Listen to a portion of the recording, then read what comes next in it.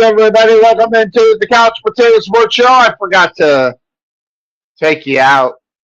So no intro for you. No intro for you. I'm out then. Gotta love it. Welcome on into the Couch Potato Sports Show. It is me, Sonny Clark, the hardest working man in sports radio, as we're here on our Sunday mornings / afternoon tradition that continues on here into our 17th year. Holy crap.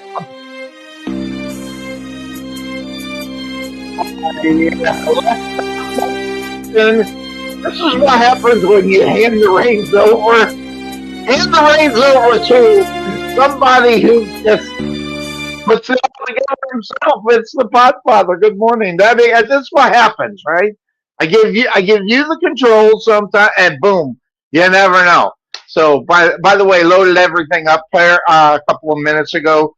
So if it's not showing on your screen, you might need to refresh. So just so that you know. That having been said, you can just give them a heads up. You know, I'm just that nice.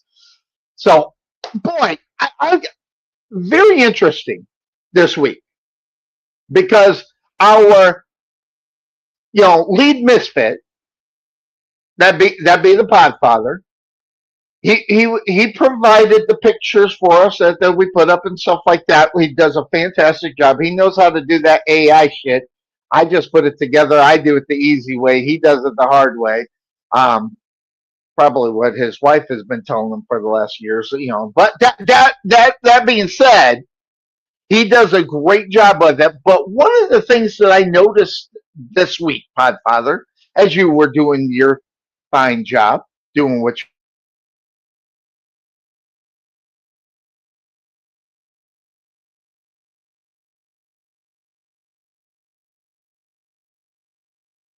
you're doing now.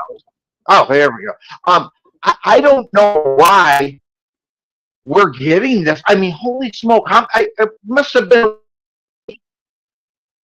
about 8, placards of interest with us, at least so far in training camp.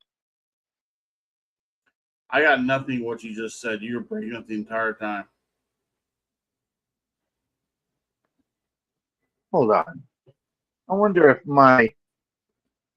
You did something to wonder where if my your because connection got weak. yeah, I'm off of my thing. Hold on one second.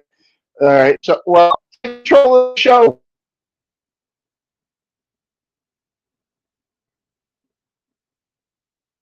Hi, everybody. This is the Podfather, Trey McLean, whatever you want to call me. Hey, if you're not watching this show, which by the way, you can catch the replay of this show on my new YouTube channel, the Podfather Football Desk. I got a new show on there as well called the Gridiron Game Plan that aired yesterday. It goes about 18 minutes. Kind of talks about some of the big stories that go on and everything else. So, and of course, you can see all the designs that I do on from this show. We throw on that channel as well because, why not? So other than that, hey, look, guys, I know Sonny's not able to talk right now because clearly he has a problem, folks. No, it's not impotence, although that could be the case. Who knows? But no, he knows the Dallas Cowboys last night defeated the Super Bowl champions of last year. Now, I know that when the Cowboys do anything good, he's going to sit there and shit on it. So, look, it's not me? Me when the Cowboys me? Yeah, I can't stand them. However, I'll tell you this: I love me some Tony Romo, but he's not on the field anymore. So but we did have something along the lines of, but let's get back to the injury bug. Holy smoke! All right, so I didn't hear your diatribe about the injuries and stuff, but so far getting out of the gate here in training camp's been crazy. Yeah, it has. I mean, there's been a few crazy injuries already that's happened. In fact, I saw it today. Marcus Mariota, the insurance policy that the Commanders had, he's out for a little bit. So And yeah, that doesn't help. I mean, no, craziness. I mean, yeah, it's just been one of those get out of the gate training camps where all kinds of crap is going on, and it's insane. So we'll be looking at those as we go on today. But um, this is, I don't know how you say, this is really not the time for teams that are kind of on the bubble of being good to go up to being playoff contenders and things of that sort, to having that. And one of them, the Lions are beat the hell up. And I'll tell you straight out, I've been listening to the experts. The experts are saying, watch out for the Lions. Well, I'm sitting here saying, well, that injury bug for the Lions is something that is going to be something that's going to probably go on all year, because in reality, that is, you know, especially in that division. I mean, look, you got the Bears, who everybody says they're going to be great. We'll talk about those guys, in the next couple of weeks. But you got three teams. I mean, depending on the situation and what you think about Green Bay, but and also Kyler Murray. I mean, what is Kyler? He's won the starting lineup in Washington, I'm sorry, Minnesota, and now we're in this, and the other things that have been going on with them, as far as that is concerned. You know, this one is a big one.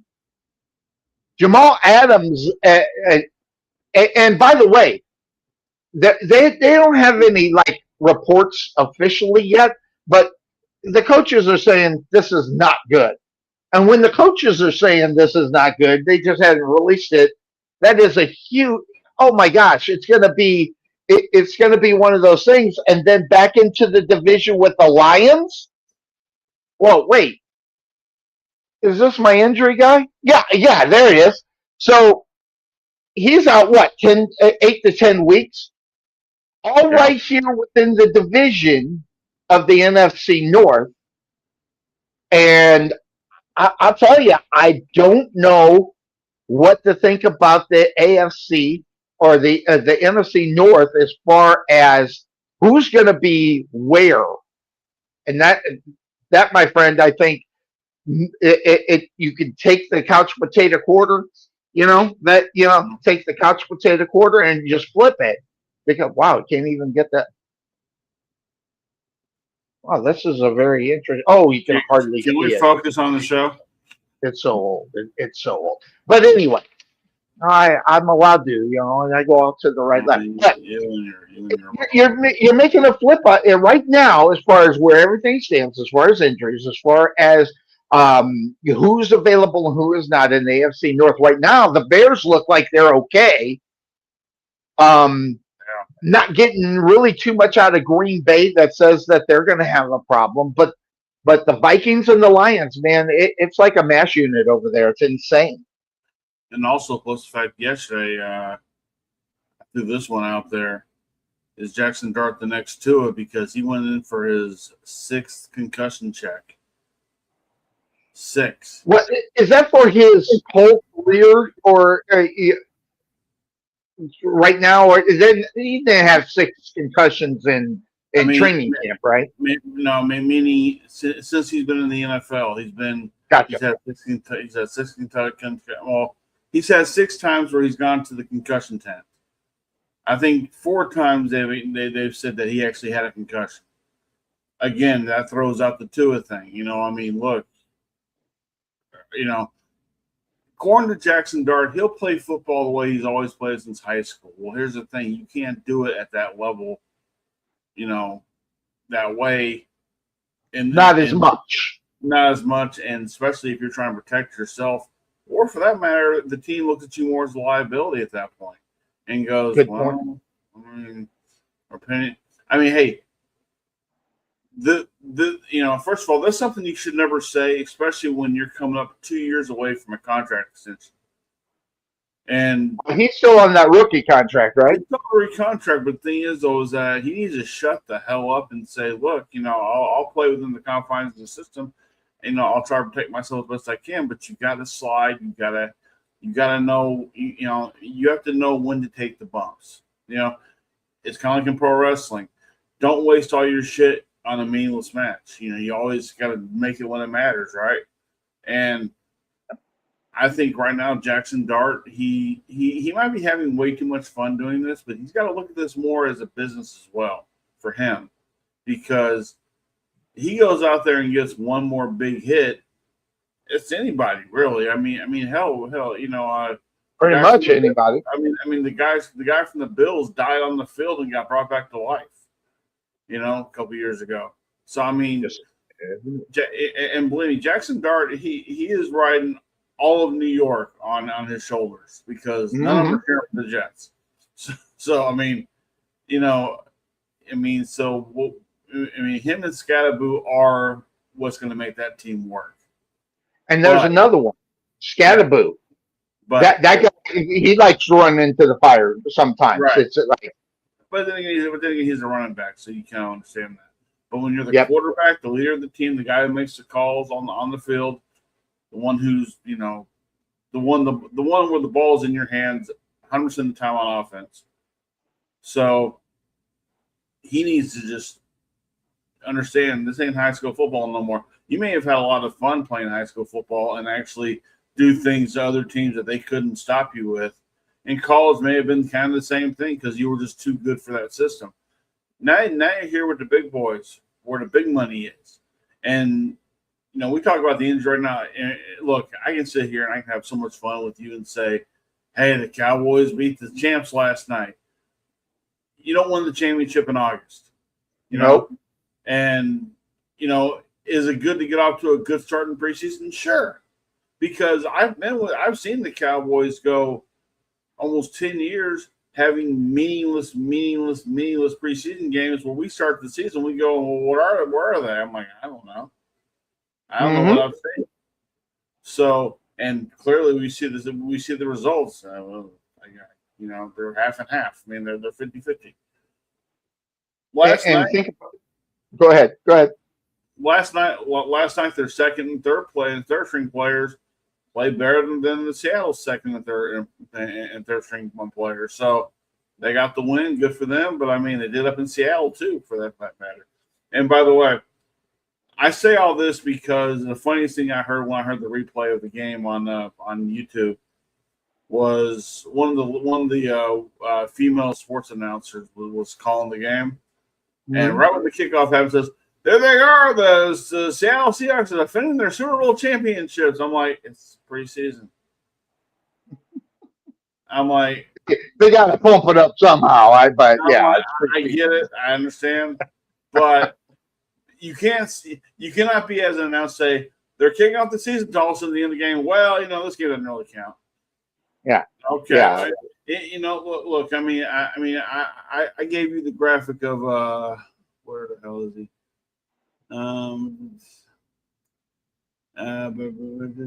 Where is Kurt? Where is Aaron Rodgers? What are you looking for? The Aaron Rodgers saying that preseason football is stupid. I did not put that one up. Okay. It's not in there. I did not put that one up. Okay. Well, anyway, Aaron Rodgers was by the way, if you want to see the graphics, go over to my YouTube channel. You'll see it there. Which, by the way, I watched your show last night. It plugged that really quick because I said, and I watched it, and we were talking about injury. You plug that real quick so people know. Okay, yeah.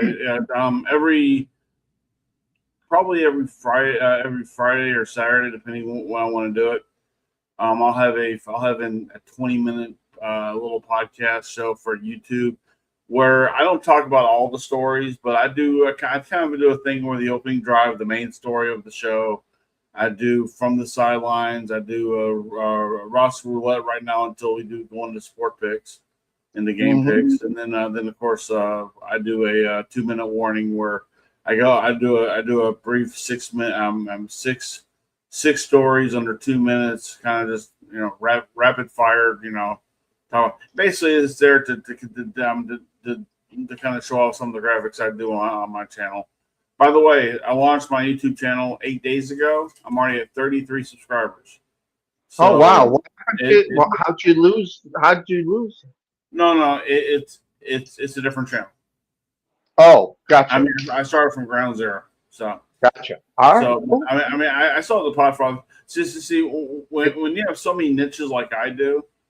Sometimes Yep. it's kind of cool to kind of break them apart and like give them their own space. And the football one, while that may help me with the original Podfather channel, that's more for wrestling. And I'm moving. I'm doing the movie review channel eventually. I've already got one for my celebrity dads. I've got me again. I'm a very odd person. I do a lot of different things. So, but the thing is, though, is that in growing this thing, you come across those who sit on their couch like we do, but they'll sit there and go, "That's stupid." I'm telling them it's stupid. I'm like, fine, do something yourself. I mean, this is my enjoyment. This is my enjoyment, and I enjoy just Exactly. yeah. I mean, like on by the way, I'm so surprised how much Dallas Cowboy news really hits really hard out there. They had a guy, Cannon Brown, who caught a one-handed pass. I think that's his name. But only one of the players for the Cowboys. So he's trying to find his way onto the team. He caught a one-handed touchdown catch last night, and I put a post up there that already had 700 views. I mean, it's like, hey, cool, and it's 25 likes. So right. I was like, sweet. I mean, you got 34 subscribers. Now, do I now? Yeah, because I just subscribed to it. Okay. Yeah, so now I'm so now it's 34. I do. How about that? So I'm on my road to 50. That's how you look at it. So anyway, but I actually enjoyed it. Yeah, I mean there's just things I'm gonna because the bad thing is when I'm recording this when I'm doing this show live with you, I'm looking at you, right?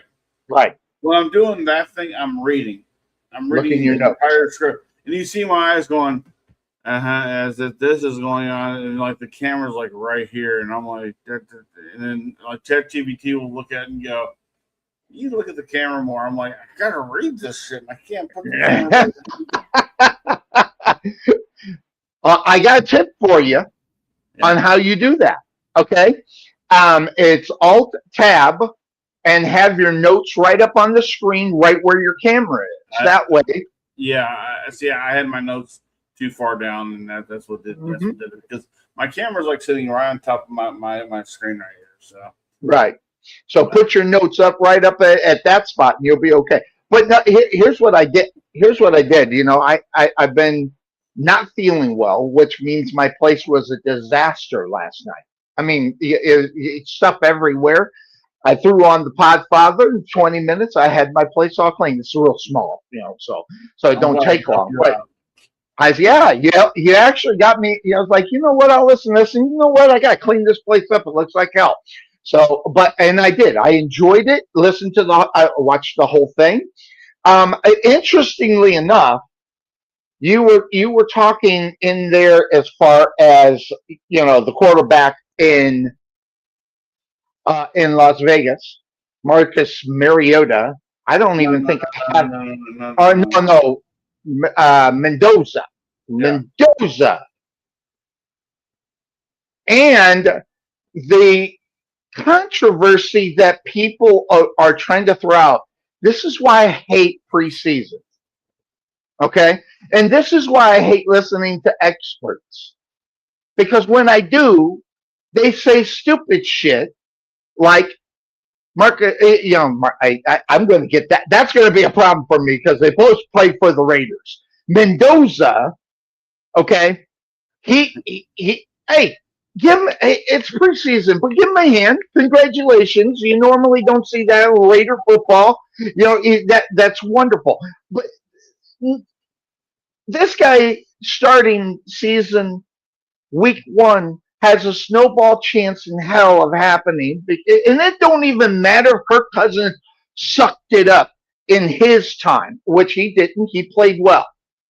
But it doesn't matter right now. And their main reason is too much experience, too much maybe of excitement of trying to get Raider football out of the gate. And it's not going to happen with him at the quarterback position. It's just not going to happen. That's why you got to depend upon the veteran leadership.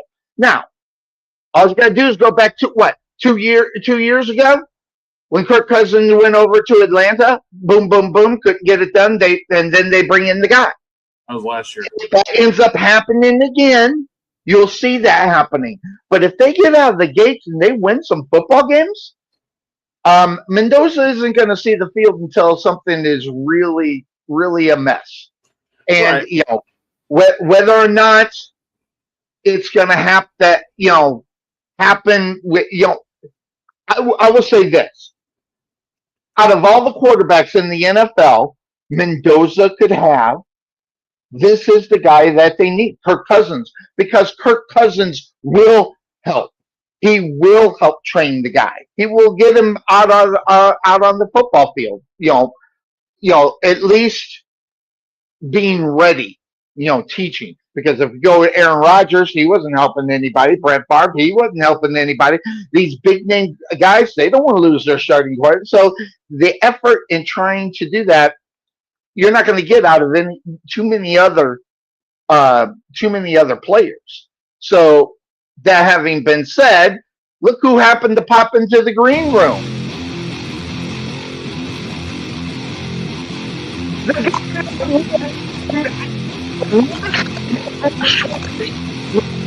Every game in the Pick'em League, I'm gonna die. I'm gonna die. Jeez, what's going on with him, Father? I don't know. When he tries talking over everybody's intro and he starts Is he getting choked up? Is he going to die? One can only hope. At this point, it's he's on mute. He's muted out. So yeah, unmute your ass. You're muted, dude. See, he talks so damn much. He didn't hear anybody else what anybody else thinks. You're muted. We can't hear you. Mute. Okay, I pushed the button and it didn't go off. Damn, you're worse than a wife on your ass. Jesus. Anyway, what would a wife on your ass do? Wow. Ask Obi. No comment. Yeah, see? No comment, because you know what? You should know too. So how do you want to get it anyway? I don't have a wife on my ass. Happy wife is a happy life. Yeah, yeah. Gotcha. But you know what though? Sometimes an absent wife is kind of a peaceful house too. Yes. Just saying. Just saying. Yeah. So that being said, good morning, Obi. Good to see you. We haven't seen you in a while. I've been quiet. Yeah, well, we're not going to do the AFC North today. We're not doing that. We're just doing NFL Potpourri. I'm waiting for a message back from Bryce to find out when we can do that, because I want both of you guys in there to do that. So, and then we'll also do the AFC and NFC East. Pretty soon we'll find out where Cuervo is. He said he'd let me know by Tuesday on what his status is for next week. So, and then if he is available, we'll go ahead and go to the AFC and NFC East, unless Bryce can join us next week, and then we'll just roll that way.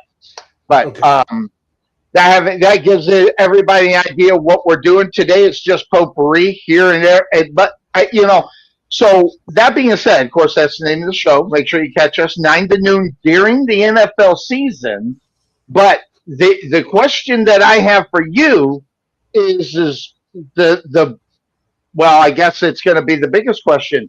What is going to go on? I know you're foaming at the mouth because you're so damn mad right now about the quarterback situation in Cleveland. It's gotta be one of those things that is really digging at you really hard right now. Yes. It is. And with the performance yesterday, Friday, whatever day it was, um, the big question is and I looked on last night, and I looked this morning. Are you looking like the Cleveland Plain Dealer, Cleveland.com, all these Cleveland sites and everything they're all saying, and I'm going to have to say it, is that certain guy outperformed Shedeur this week. That's what, yeah. Week one in the preseason, right? Where they're playing against the 3s, 4s, and if you don't play well and you're considered the quote unquote starting quarterback for the Cleveland Browns and you don't play good, boy, oh boy, that already is a hard start to the season. Yeah, it's just, how can I say this? I guess I'm done being mad because it's just not getting me anywhere. So I just this is going to be an interesting season. It is, because I was just looking at their schedule. Week 1 and week 2, I have losses. Who are they playing? Week 1 is your Jaguars. Okay. Week 2 is at Tampa Bay. That's a loss. Week 3, possible win against the Carolina Panthers. Okay. Week 4, probably a loss against the Steelers. But I would hope not. By the way, that's a Thursday night game, prime time. And I believe, if I've looked at it, prime time games against Pittsburgh at home against Cleveland, I think we're 5-0 right now. I think it's either 4 or 5-0 against the Steelers in prime time. Doesn't matter if it's like Thursday. Do you think that matters? I hear that all the time. Oh, they play great on Monday night. Oh, they do great on Thursday. Does that fucking matter in reality? I mean, shit. It could. Please hold on to. And then we play at the Jets week 5. Well, last year, our performance against the Jets wasn't good. So no. I'm not even gonna give that a W yet. And then we go week 6 away here against the Baltimore Ravens at home. So I got probably maybe 1 win, 1-5. Hey, Obi, after 6 weeks. Obi, what? I can barely hear you. Oh. No, it's you. Then there's something wrong. I hear him perfect. I mean, I don't know. I don't know if the microphone is there enough for you. Can you hear me now? You're good there, yeah. That? Be an asshole. You gotta do that. He has to back up. He's going to scare. He's going to scare him. Go back like this. You can't hear me, but you can hear me like that. Okay. So I was trying to make sure that my big fat head is not like taking up the whole freaking screen. That's why I had to back up myself. Yeah, because I do have a big noggin. What part did you not hear, Podfather? Go and start all over. Seriously? No, I'm just kidding. He's just hey, I'm just going to say this. If the Cleveland Browns, after week 6, has more than 2 wins, I'll be happy. Okay. That's pretty pathetic. As a fan. Yeah, it is pathetic. But let me just throw this at you. Okay. Yeah.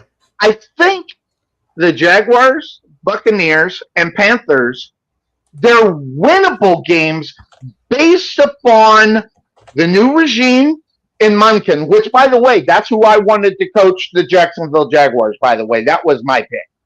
And I think he's a good coach. And, I don't know. When I say new regime, I mean Deshaun Watson. Because based upon the quote-unquote experts, Deshaun Watson is not only winning what's going on, he's etched in stone. He's going to start week 1 if you listen to what they're saying. But at the same time, I'll go back and think about Shedeur Sanders and what he did he did the same thing in training camps and all this other stuff. No one knew very much on how it was. And when he got on the football field, he was almost a different player in reality based Uh-huh. upon what is going on. Right. So, if that being said, taking the step back, Obi, who would you want to start? Do you want Shadus to start or Watson? And thinking of Watson of the past, he was supposedly a great quarterback at one point when he was playing in Houston. Tennessee. Houston, yeah. So you know, I mean, if you get that guy, then I get it. But the question is I don't know. Is that guy capable of showing up right now? No. In my opinion, that Deshaun Watson with the Houston Texans is no longer. He, he got hurt. I think towards the end of his He time did. at Houston, he got hurt, and then we had all this other blow up. All of this personal life and all this BS. The guy has only played. I think the last time I was on it, we talked about this. He's played like maybe 6 or 7 games in like 5 years. How can anybody think that we're gonna get the old Deshaun Watson from the Houston Texans era? We're not. Father Time He's has undefeated. is you can't beat the Father Time. And if you're not getting on the field and getting that, and Bryce will agree with me, if you're not getting on the field and getting that what we call real world experience, the game speed, it's not gonna happen. I'm just telling you. So if you're asking me, if if we were going to week 1 and Todd Monken and the regime at Cleveland to sit there and in front of the cameras and tell the entire Cleveland Browns fan base, hey, we're going to start Deshaun Watson because he is the guy that was in Houston. We would all say, what? Yeah. And if you could guarantee that that's the guy we're getting, okay, I'm good with having Deshaun Watson start week 1. But that's not what we're getting. And I've said it, I preached it. The guy should not be on this team, in my opinion. Podfather. I seen the cogs move in his forehead when you were talking, and Yeah. so I know he's got something to say. What are you on there, Podfather? I'm looking on here. It says Zadarius Smith expected to sign with the Browns. This is the next development from the workout story. Cleveland is now expected to sign 3-time Pro Bowler, with Smith reportedly headed to Cleveland to finalize the deal. He will join the pass rush featuring Jared Verse, and that's pretty much. I was going to ask Obi what he thought about that. So that would be a good get, especially this late in the preseason and going into the regular season in a few weeks. It's a good get, and I think, hey, our defense is not going to be the same as it was with Myles Garrett. But with Without this question. addition and with our other additions, we're going to be good. So, do you want me to go on record and say, like I did last year, and I think the year before that, if this offense can score 20 points a game, maybe even 17 a game, 17 to 20 points a game, we got a good shot of winning.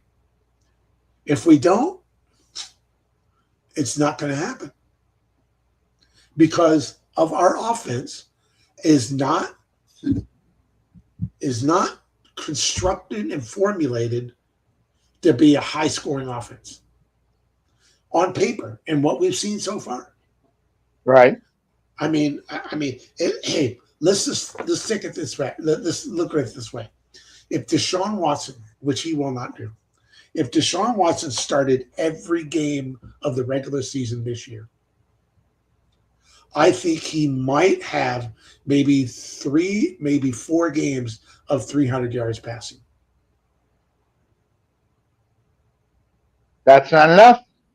Not enough.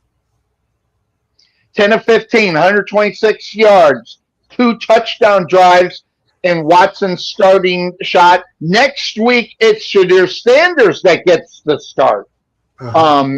as far as that's concerned. And frankly, I think that's better in reality for Shadir Sanders because they're going to be better players on the field next week in Yeah. week number 2 because that's where you'll see some starters getting in. By the way, who are they playing next week? They got the Buffalo Bills. Oh, yeah, that's right. And Yeah. yeah, so that being said, obviously you're not going to see the big names coming out on that, and that game is actually be playing at home as well.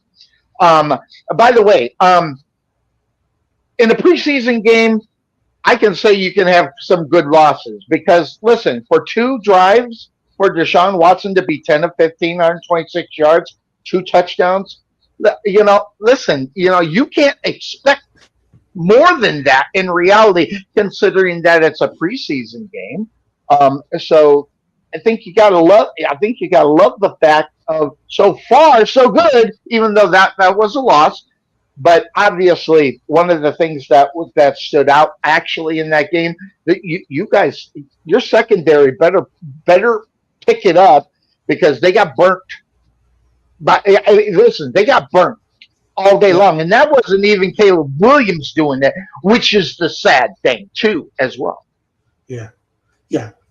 Short up, I mean, we got one of the highest paid or the highest paid cornerback in the NFL. He was, I like I said, week 1, week 2, it's more of a, the starters are, feel out, go out there, get in the reps, get in the motions, start to get up the game speed.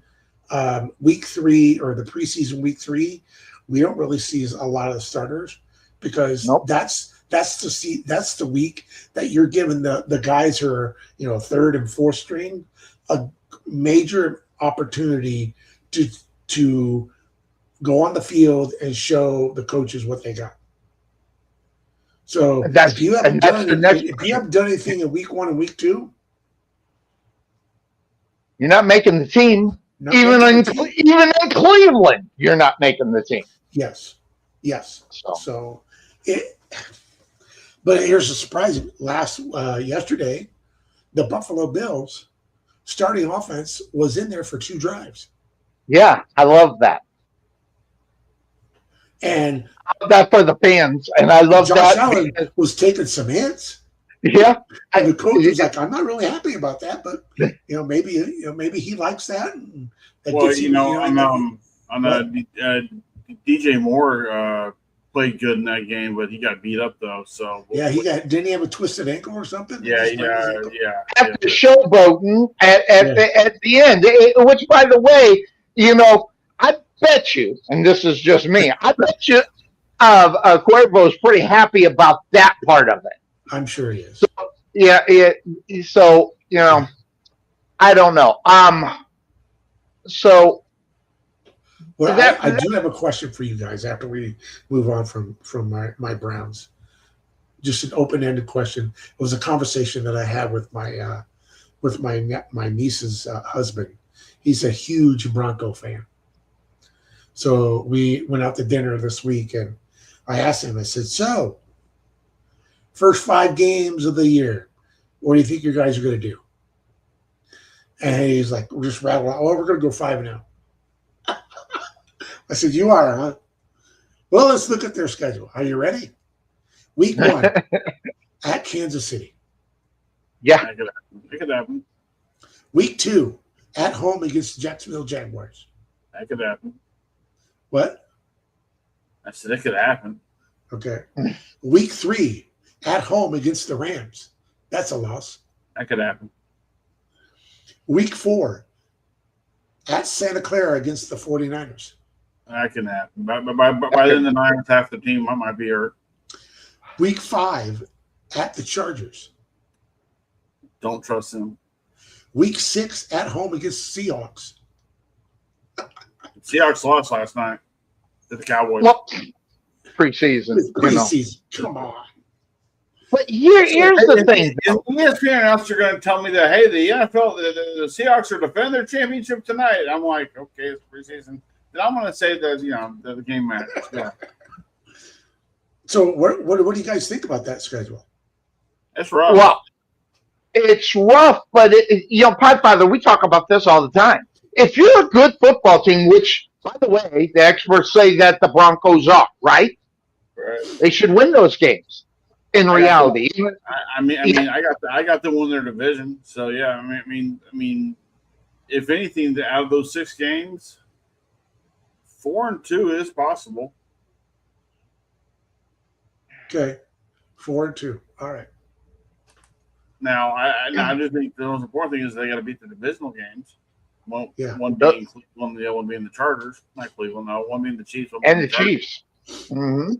Yeah, so. When I look at the schedule, you got the Chiefs, you got the Jaguars, you got the Rams, 49ers. Now, the 49ers are a huge story in reality based upon who's not on the field, when that game happens. Yeah. Because right now, they're a hurting unit as far as the injury bugs is concerned. That's the reason why you probably looked at that 49er game, Podfather, and said that's probably a win for them. In what year has the injury bug not been present at San Francisco? It's been 3 or 4 years.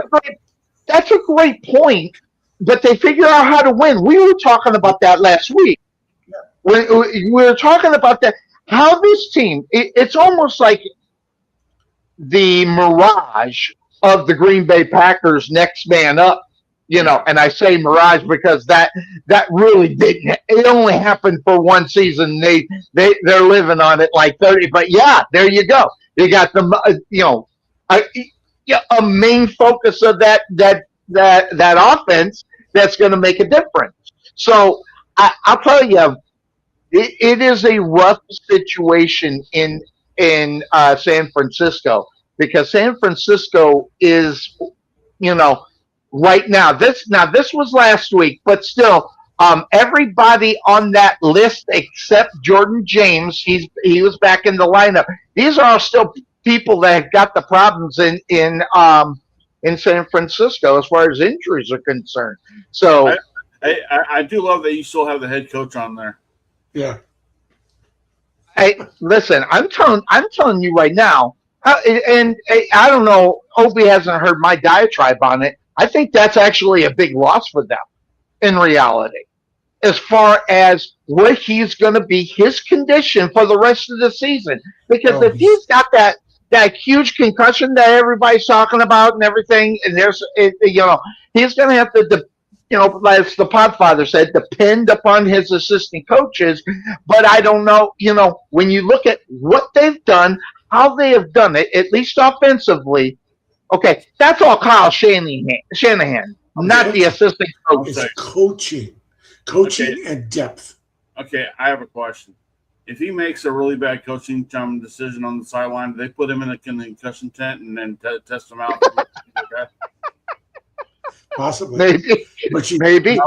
You know darn well that the media is going to jump on that so quickly. Like week 1, he makes some boneheaded call. Oh, my God, is that part of the concussion? I'm just going to tell you, Kyle Shanahan is going to be ready for week 1. He's going to be ready. I hope so. But I'm leaving this up as something to keep your eye on. I'm not saying it's going to come to fruition, okay? I'm not saying that. But what I'm saying is that once you start seeing what's going on the football field and knowing Kyle Shanahan the way that we know who he is, if he is like off, you're going to have to go back to that question. Mm-hmm. How bad was the concussion? Where is he at mentally? How he's calling the game is going to be a big story. And by the way, he didn't call the games, in the preseason. It hasn't called the preseason games. So that tells me something, that it is on their minds. of what's going on. It's a concern within the organization, but they're trying not to make a big deal out of it. Now, that being said, I throw this out because I forgot to talk about this when this happened. 11 days before anybody knows about this, as far as Kyle Shanahan is concerned, 11 days. So I I don't know how I feel about that. Parts of me going, who gives a shit? It's the head coach. But it's the head coach for the San Francisco 49ers, supposedly a Super Bowl contender. How we're not hearing about this until 11 days later just has me baffled on how something like that happens. Because they don't want it. They don't want it out there. They don't want it out there because maybe it was more serious than what. Things are more serious than what. They want you to shut the hell up, sir. What was that? I didn't hear you. I couldn't hear you. What did you say? Because they want you to shut the hell up. Yeah. Why? They don't want to hear. They don't want to hear from me. So yeah. But I mean, I fear Sonny's diatribe every Sunday. Listen, there's a police report, and those police reports are nowadays you can get them almost instantaneous. When they get into the computer, you can get that. How someone misses this? No, but I don't think they missed it. I don't think they missed it. What do you think happened? I think it was. Hey, shh, this is just let's be really quiet about it. Let's not put it out there. Let's not say anything. Let's just as long as somebody doesn't bring it up, we're not going to bring it up. It was one of those things. Hey, I'm just saying that I think if that's true, I think that's more serious than what the 49 organization is saying. That's my point. And that's where I seen this when it happened, and then I found out about the 11 days. When we were talking about it, I didn't even know that happened 11 days before that. I thought it was recent. But now that it's 11 days, there's parts of me when I start thinking, which sometimes I can go a little bit nuts when I do it. But that being said,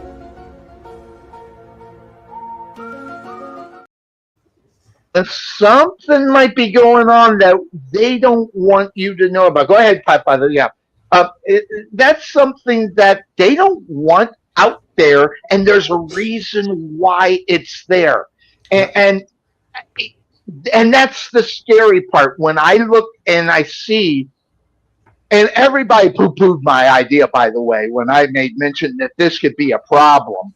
But the fact that they didn't want anybody to know, and by the way, the fact that they can have the journalists shut up about it too is amazing to me. Uh-huh. I mean, where's that rogue reporter that wants that story and they can get the clicks or all that stuff? Where is that reporter? Yeah, exactly. And that was my point. It's not about what they can do for it. There's money involved with this. And all the beat writers and all the people there was money involved with it. Now, call me a pessimist, but that's just the way. Well, whenever something like that can come up, my brain goes left, right, in all circles on what because in my mind this is real simple. This is total BS. Exactly. And here's the thing. And this is not just this story. This is my wife and I. We watch the news every night, and we watch these stories. And both her and I, we hear a story, and something just. We could tell it's off. We look at each other and it's like, something smells. And it doesn't smell good. Yeah. Something smells and it doesn't smell good. Right. And I'm not going to eat that. And I'm not going to eat it. I'm not going to eat that. It does, That's exactly. Yeah. So, something smells and it doesn't smell good. There's a foul odor hovering over Santa Clara and San Francisco. Yeah. But I don't know. there's Is it people from on the Alcatraz? inside. What? Is it coming from Alcatraz? Could be, but there's people from the outside and people from the inside who have had many conversations, and there could have been some, coins and dollar bills passing hands. We don't know. Just say That's the way of the world right now. Exactly. That's whenever you got something in the back of your head. All you got to think about our fine president of the United States. Whenever he does or says something, there's usually money behind the backside of it. It was a joke, Podfather. Boy, he gave me a dirty look. But I hate him as much as you do. But I'm just saying, using that example, whenever there's something going on, what's going on in the background? How's he making money out of it? Who? You hate the president?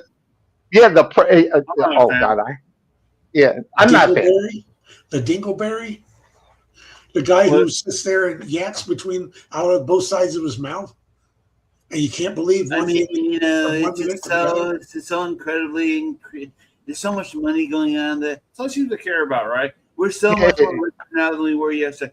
Okay, but we're also paying a lot more on gas too. Yes, exactly.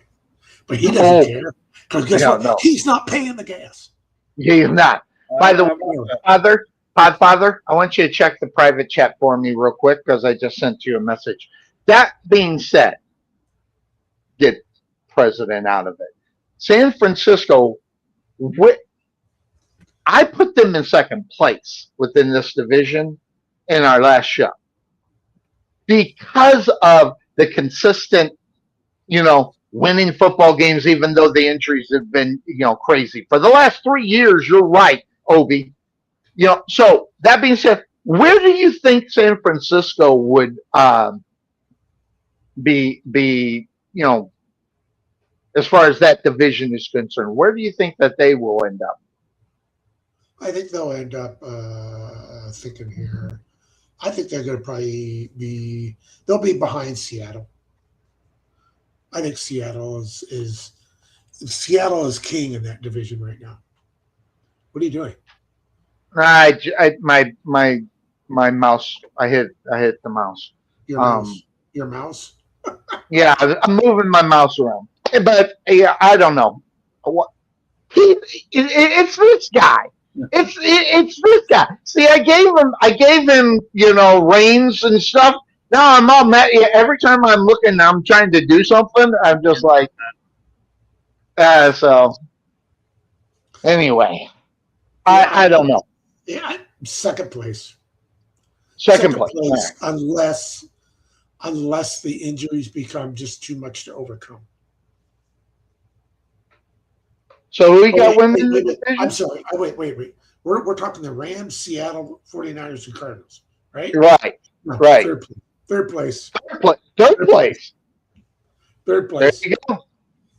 This is the year they don't ever overcome those injuries. Seahawks, 49ers, and then way down on the bottom, you have the Cardinals. Yeah, so, well, the card. Now, I hate don't this. go there. Don't go there. Are you being sued? No. I am not falling for the mirage that is Carson Beck. Is that his name? Yes. Carson Beck.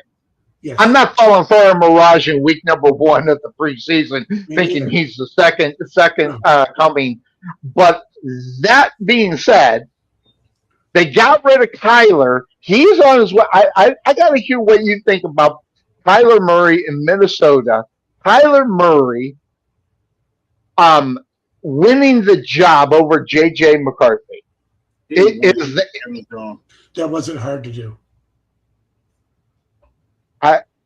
Winning the job over J.J. McCarthy, that wasn't hard to do.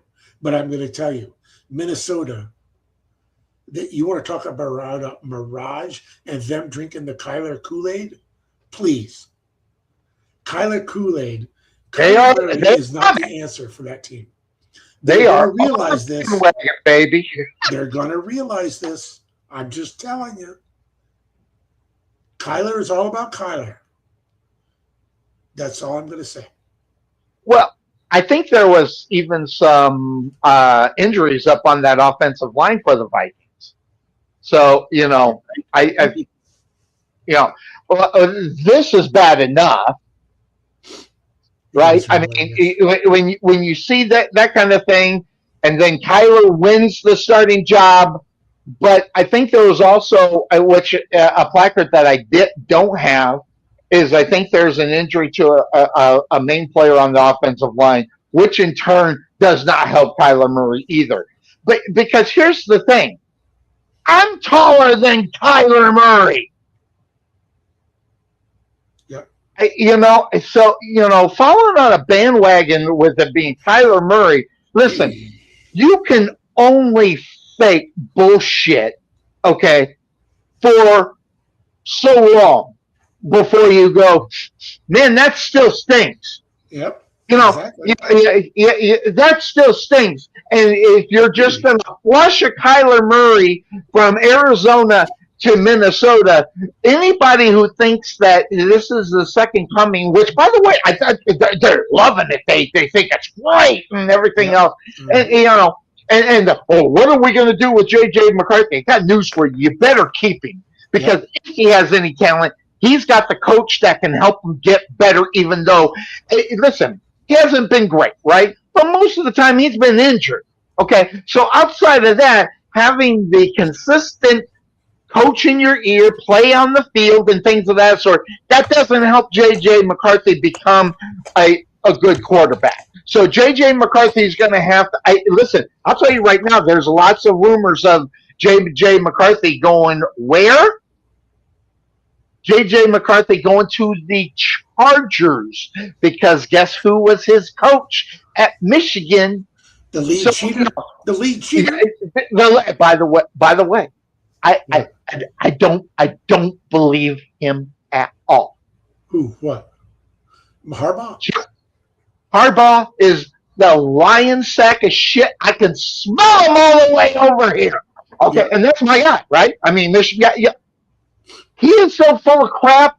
I guess you got to protect your reputation. You got to protect, but you can't tell me for 1 second that he didn't know what was going on there, and he just didn't do a good enough job covering it up, and it finally got out. That's what happened.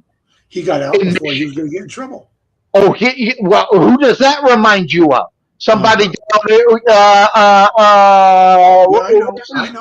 know. Urban Meyer is so good at it.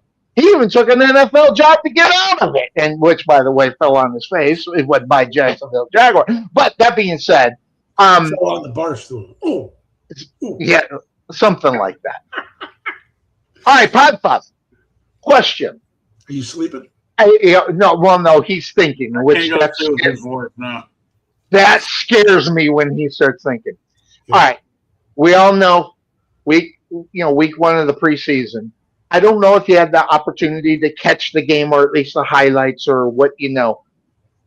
No. If you look at your Dallas Cowboys, what do you think? Based up on week 1, you don't live and die by it, but. Is there anything that you saw in that game or heard about as far as that game that it makes you feel good?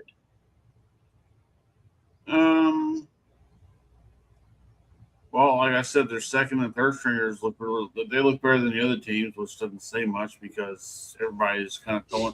I mean, you saw a lot of training camp football going on. Oh yeah, and good or bad, that's what you got it from both teams. I saw from what I could see, the Cowboys they outlasted them. And again, like I said, you win nothing in August, except maybe your job. Look, I like the fact that Dallas' defense didn't show you a whole lot in the beginning. They didn't play everybody either. So, so there is that too. Again, it's so hard to call preseason stuff because you're not seeing, the final verdict out there. Hey, give me 1 second. I'll get my dog back. Okay. All right. So you're right. You don't win them right now. And so the hype, you got to stay away from the hype because the hype isn't going to help you at all. As far as where you're going to depend or what you think that your football team, especially if you're a team at, let's say, 10, 11, 12, 13, 14, 15. These are the teams where you can't fall for the craziness if they're playing good in week one of the preseason because teams ranked at about the 10th to the 15th spot, they've got a lot of hope on what can end up happening for them this season, but falling for the hype could be a big problem. And listen, I'm trying hard not to fall for the hype for the Jaguars. I feel so good about the Jaguars this year that now, granted, I didn't have them win the division because I think the Colts are going to win this division based upon if you can keep Daniel Jones, healthy. But falling for the hype If he's because a key ingredient, then you're in trouble because that's what happened last year. He was a key ingredient. He went down. They went to shit after that. that's where the hell you got to keep that guy healthy because good Lord, and not only that, they paid him too. So as far as where the Colts are concerned, they're definitely. But you know what I'm afraid of? I'm afraid of them making me look like a clown, sort of like Bryce, where I'll be dancing around like this for the Jacksonville Jaguars, thinking that they are going to make that next step to be, solidified playoffs. Okay, I have a question for you, Sonny, and Obi, you can answer this too if you want to. Is because you've seen so much bad take place with your – because I've had the same thing with my team. You've had so much bad stuff happen to your team. You're so much afraid to just put the fan hat on, just be the fan that you want to be. And because, God forbid, should you be burned by it. Because, again, you invest nothing into it, so except your time. So – And my 30 hat. I mean, are you so afraid to sit there and go, damn it, the Jaguars they're going to do it this year. I feel so good about them. They got the right coach. They got the right players. They got the right system. Let's see it. You can't just do that because why? Because you're afraid of being burned? 1 year doesn't solidify you as a great football team, or even for that fact, a good football team. I mean, hell, even a blind dog will find a bone every once in a while. That's what I worry about as far as the Jaguars are concerned. And then look at the games that they played. If they can't duplicate, let's say 80% of what they did last year, I'm worried about the Jaguars then at that point. Okay. Then I'll be back to you. You've been with the Browns probably since birth, right? So you have never seen them win a championship. No. Then, but you're still a fan, or you're still a fan, though, right? I mean, you still wear all the decorative stuff, and then you still, rah, right? Yes. And that's because. So does having a show like this where we have to have kind of a critical eye on our team for our picks, does that take away the fandom for you? And now you're looking at who they currently have on the team, and you go, they can't win with that quarterback, they can't win with that guy, can't win with that guy. Does all that conflict with you being the fan of that team? No, it doesn't conflict. I think, and I was just thinking about when you were asking when you were asking the question, I was thinking about this. I think it only exasperates our fandom for our teams when we come on shows like this and we talk about our team. We could be critical of our teams. We could be happy for our teams. We could, disagree, with their ownership of what our teams are doing. That all is part of being a fan of the game and a fan of the team that you're following, right? So yes, like Sonny has said, year in and year out, I have optimism for my team, but it's not like, I'm going to get on here and every week and completely head to toe brown stuff and in your face, and yeah, and rah this. No, I'm. It's called reality. Yes, you can have those guys that come to the game and they put on their dog dog mask and be part of the dog pound and head to toe brown and orange and cheer their teams. Yes, they're disappointed when the team loses, but again, it's all comes back to what is our reality. Is our reality of and you talk about you guys have talked about wanting that a dog can find a bone every once in a while. Yes. So my thing is, I think every team in the past, i.e., let's look at the Kansas City Chiefs. Okay. Let's look at the New England Patriots. Let's look at the Dallas Cowboys a while ago. Of all these teams, the Pittsburgh Steelers, all these teams had to come from somewhere. And then they had that one year where it all kind of clicked and it all came together. And to build a dynasty is you've got to repeat it. So what's going to be interesting this year is, and I was thinking about this when you were asking the question, a great example is the Denver Broncos.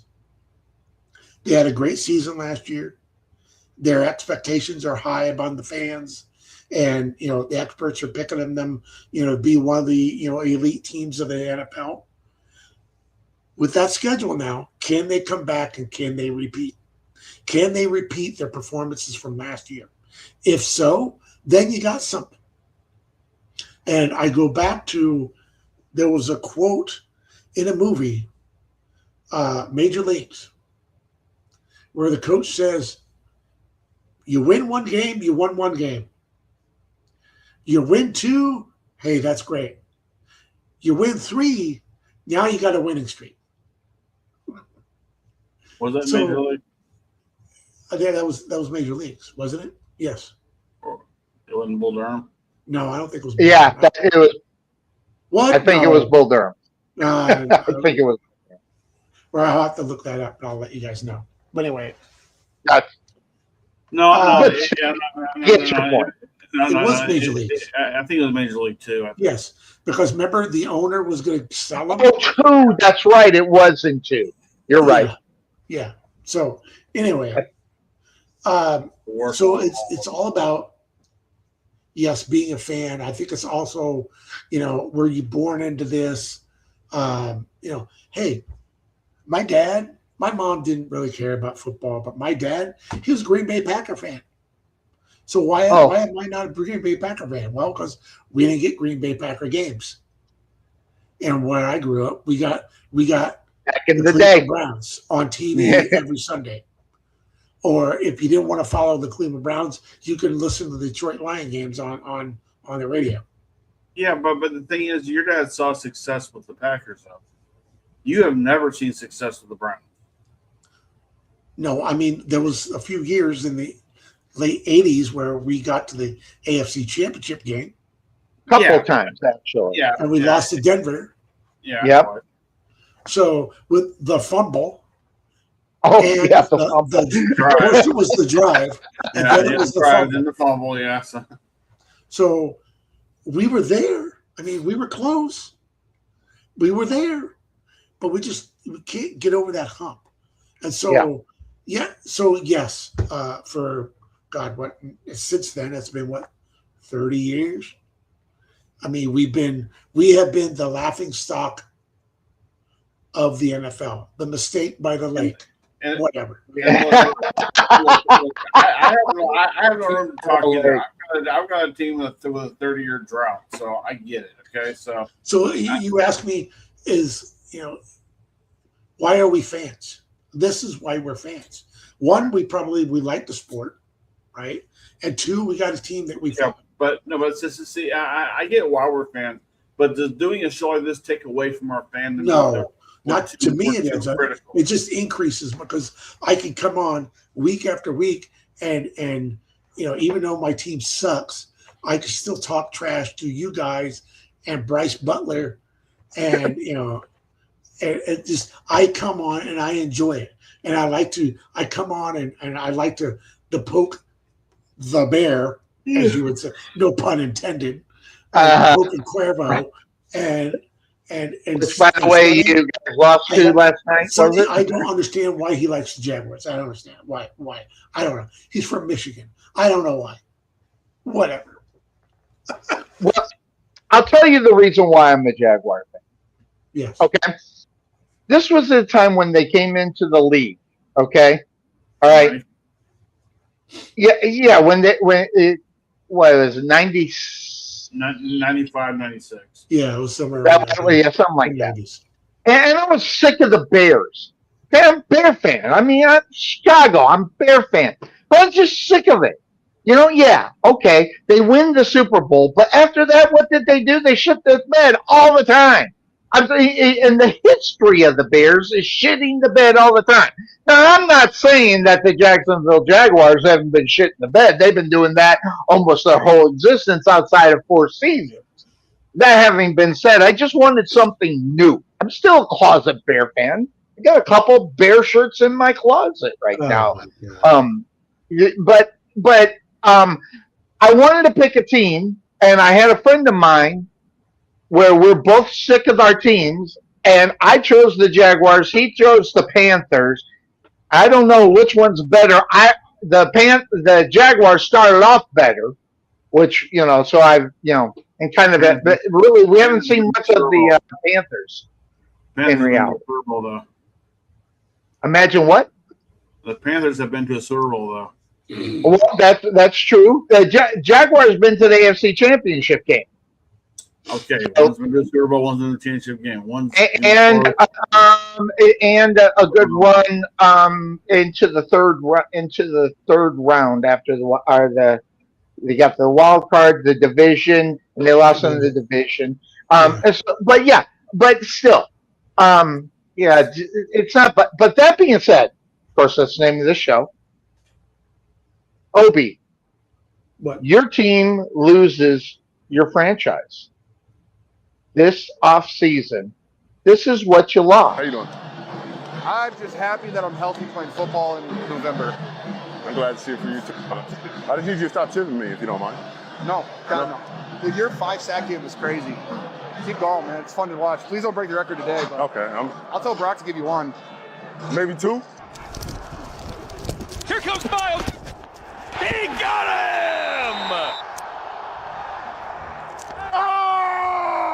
Sack 19 for the best defensive player. That's who you lost, man. I'm telling you right now. That offensive line for San Francisco is not a slouch, by the way. Right. They're pretty damn good. He just went through them like some cheese. I mean, he just went. Now, let's say, was Myles Garrett, was he a free agent or was he traded? No, they let him go. They traded him. No, we traded him. Okay, so you got something back for him. Yeah. Because we got the guy from the Rams. Yeah, but you also got draft choices to go with it, right? Yeah. Okay, because because it still comes back to this day, who won the Cowboy Micah Parsons trade? Cowboys won. I mean, they were able to get back. I mean, Quentin Williams was not part of the trade, but we got him later on. We just re-up with him. They got killed. Yeah, I mean, as of on paper, Dallas won the trade, and also clearly because he's on the IR list, we got active players. He's still inactive right now, so yeah. I mean, he won't be back till they play the Cowboys this year. So, well, I mean, hey, like I said earlier, it's going to be interesting on our defense. We lost a lot in Myles Garrett. We gained, the past rookie of the year. Now we got that signing that you just announced earlier. It's going to be. We're going to have a good defense. Is this trade? We're going to have to wait and see. We're really going to have to wait and see. And what's going to be really interesting is I think that what the Rams have done since the Myles Garrett trade, I think Myles Garrett could break his own record this year. Well, If Aaron Donald comes back at least 80% of the normal Aaron Donald, that defensive line is going to be effing scary. But at the same time, when you think about it, though, Myles Garrett's got to play against the NFC West now twice, not the AFC North. And I mean, you can get through the Bengals offensive line pretty well. You can get through the Steelers offensive line pretty well. And the Ravens, as long as Lamar Jackson's going to sit back and throw the ball as opposed to running around now, you can get to him too. The NFC West is, with Seattle and the Niners and even the Cardinals for that matter. There's going to be some. It's going to be a different way of looking at who Myles Garrett is, and if he can get, because again, NFC and AFC, we all say on this show they're two different conferences, right? One's either tougher than the other one, or one's a lot quicker than the other one, or one does something different than the other one does. Mm-hmm. So it'll be interesting to see how that all factors out with Myles Garrett. Plus, he's going to have a lot of weapons around him as well who are going to get their shots. And that might take kind of like in basketball. You have two big shooters. Not every, sometimes you got to spread the ball around, but some guys like the ball hog it. And you might have that with the Rams. You might have some guys saying, "No, I'll get the sack. No, I'll get the sack. No, I'll get the sack." But here's the thing. That's probably at Cleveland, Myles Garrett was double teamed and triple teamed. Right. Yes. Is he going to be that way at LA? That's true. And he could be. Myles Garrett could be any offensive lineman one-on-one. Any of them, he could beat. And think about this: you can't do that because if there is Aaron Donald on the other side, you can't afford to triple Garrett. You just can't afford it because you don't have enough bodies to watch that out. Now, this is what I heard. Now, and I don't know if I heard wrong, but this is what I heard. The idea of Aaron Donald coming back to that football team is definitely something that they're going to do it. But I also heard that they were thinking about by week 4, not even them having them in the lineup at week 1, 2, 3, or 4, which, by the way, the last time that happened for a great performance of the season was when Tom Brady got suspended for 4 games and then he came back. He had a whole month off of rest and ready to go and went in and won the Super Bowl. So, and then you get to see how that Rams team, which, by the way, is a damn good football team, plays without Aaron Donald at the beginning of the season. So if they are super bad like you expect them to be, could you imagine then adding Aaron Donald on top of that by week 4? Well, the thing with Aaron Donald, though, is that one of his reasons for holding out right now is because he does not subscribe to the 17-week season. No, he hates that. That's why he hates that with a passion because, again, it's too much more of an opportunity for an injury. He might come back week 8 or week 9. When at that point the Rams might be sitting there going, okay, we need help now. So, again, you never know. Him coming back cannot be Garrett. If Garrett gets hurt, Aaron Donald ain't coming back because it takes the pressure off of him because that would be huge. But if they lose Garrett, they go back to double and tripling. Right. Which, by the way, if you go back and see some of the interviews with Aaron Donald, he ain't very happy about that. But that's part of the game. Right. Yeah. But the thing is, if you get him in week 8 or week 9 and he's fresh. Yeah, and he's been working out for the last 8 to 9 weeks to get ready for this moment. Dangerous. And now all of a sudden you've unleashed a beast halfway through the season. Oh my God! Mm-hmm. And you have the other beast on the other side. That's a cheat code like no other. Yeah. Hey guys, I'm gonna have to get going.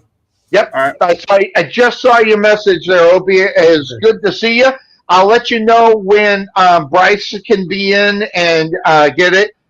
He hasn't read my message yet, so Okay. that means he's doing concert stuff this weekend. He's Gotcha. So avoiding you. no, he usually catches my messages on Monday or Tuesday. He 'Cause don't got time for you, sir. He's busy. Okay. Exactly. That's All what right, it is. You know. gentlemen. We'll see Obi, you later. Okay. good to see you, man. Yeah, and we'll check with you a little bit later. So he is Obi. He's the guy that, by the way, is the only person that picked all the games in 1 week and damn near did it 2 weeks later. He Still missed lost. that second one by one, And but still still, lost. But I yeah, yeah, still lost for the year. yeah. So, yeah, Thank but you, Podfather. good. Yeah, thank you for the reminder. Of course, that's just what he does best. So that being said, let me ask you a question. I don't know where you are as far as restroom or anything. You okay, or do we? I'm good right now. Okay, I want to take a left turn. Okay. I want to go to wrestling, and the reason why I want to go to wrestling is because I don't have any placards put up. So, but I want to talk a little bit about the situation with Gunther. You asked me, I don't know if you remember, but you asked me, what does Gunther bring? And um, and the question was within the realm of championship. Do you remember that conversation that we had about that? I'm not necessarily that question. I think my thing was why give him the belt again right now? I think I know why. I think it just occurred to me on why I think it's now. Because right now, I'm just going to say it. The championship belt holders right now don't impress me. And I think a good bad guy and a real bad guy. By the way, Roman Reigns, he's not a bad guy. CM Punk, he's not a bad. I think you need a bad guy right now. I think you need a bad guy so where someone can go after Gunther in order to do this. I'm not saying that Gunther is a great champion, but a good bad guy always holds that belt better than most baby faces. Well, we might get that with Kevin Owens if he wins the belt next week against CM Punk. It's not. I mean, the thing is, the champions may not impress him, but the storylines are impressing me. I want to see CM Punk and Kevin Owens with something at stake. Which I agree.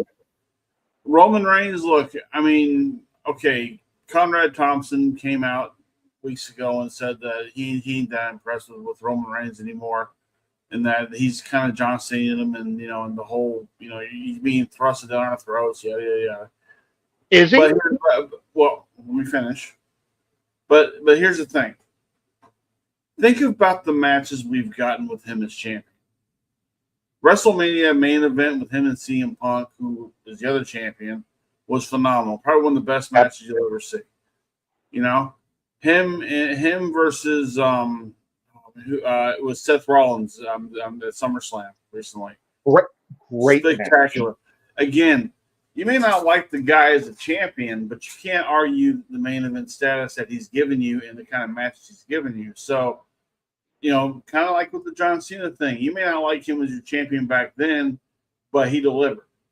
Same thing with CM Punk. I mean, CM Punk, and now granted, CM Punk's match with Cody Rhodes was not that great. And I think because the crowd was so out of it, it took that away from me to actually enjoy. Were they out of it? What's your opinion on that?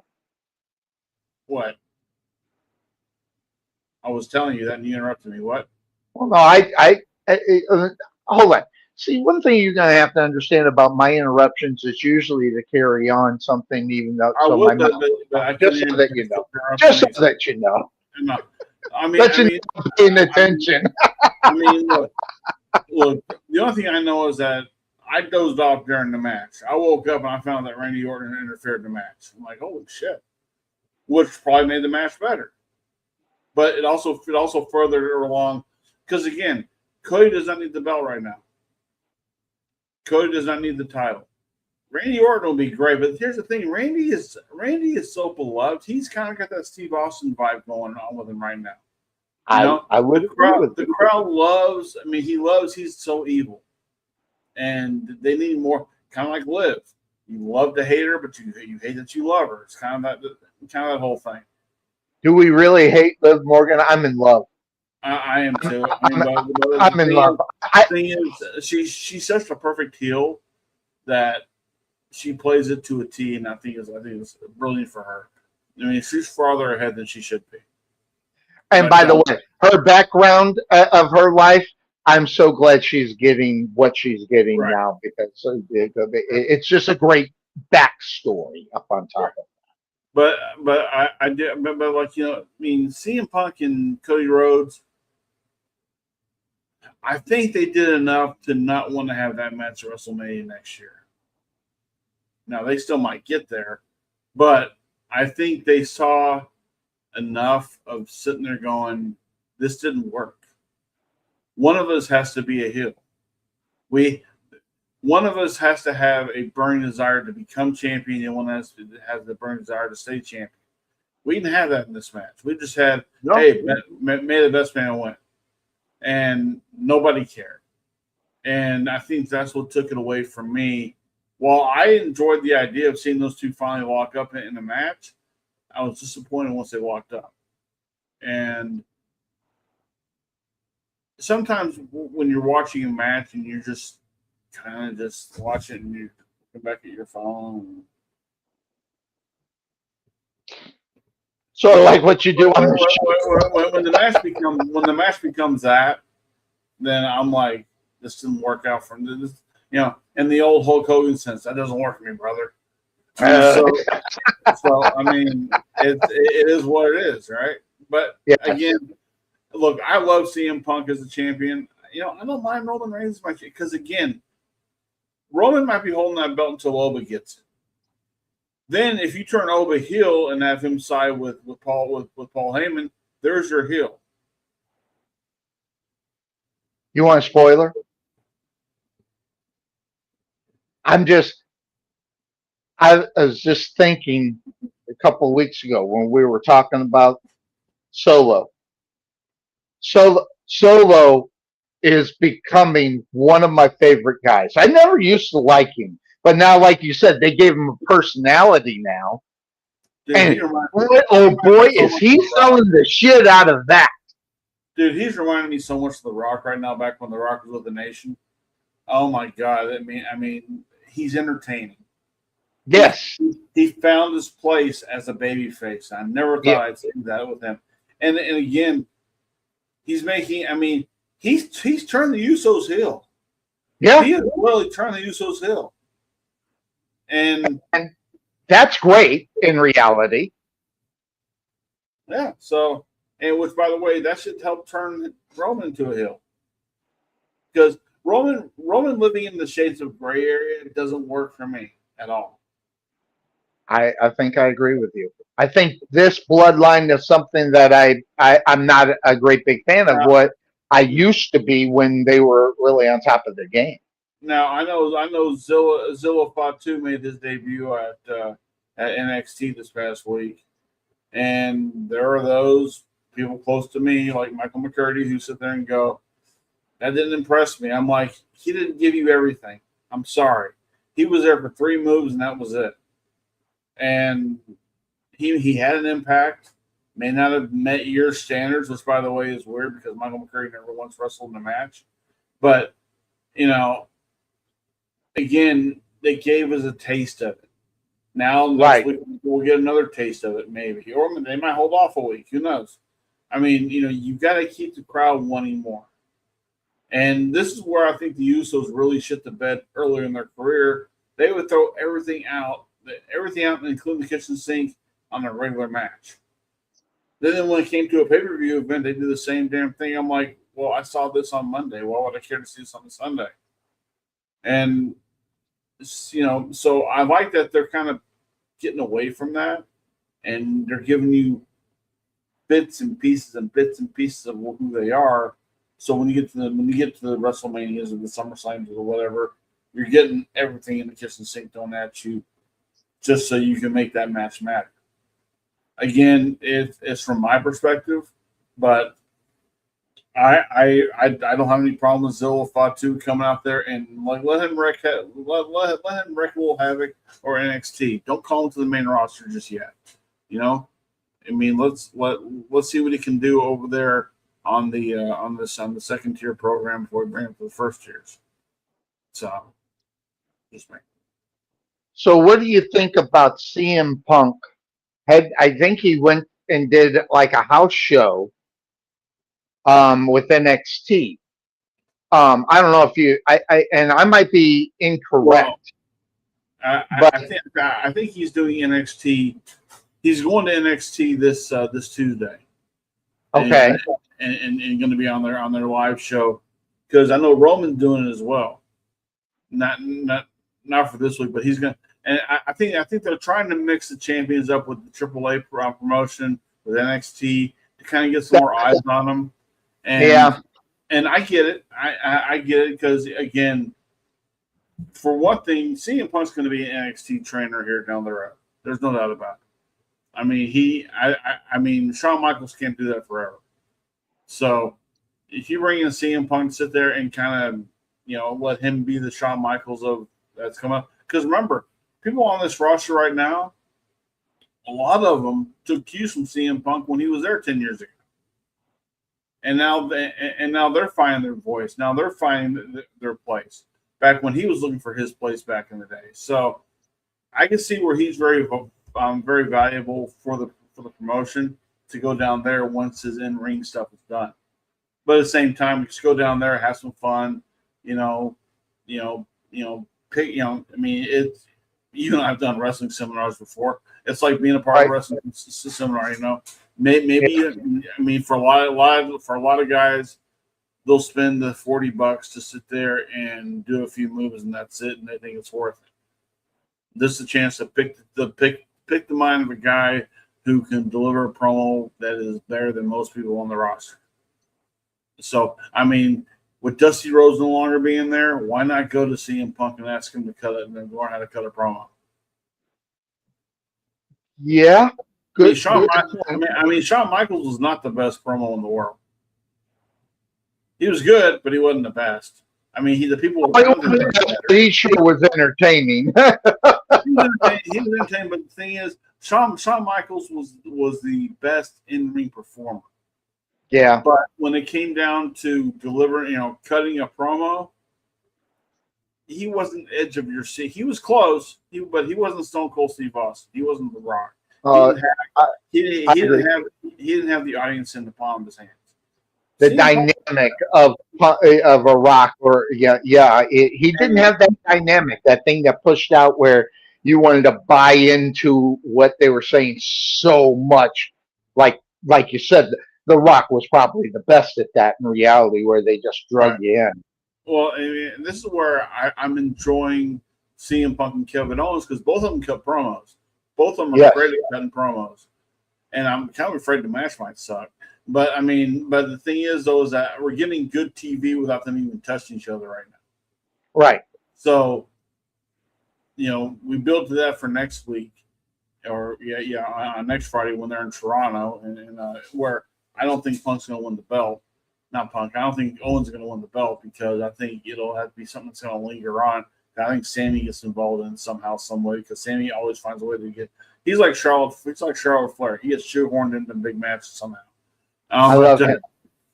But the thing is, this is a good place for him to be kind of active. Maybe the two of them put an ass whooping on CM Punk and maybe not take the belt from him, but at least because they don't have another PLE until October.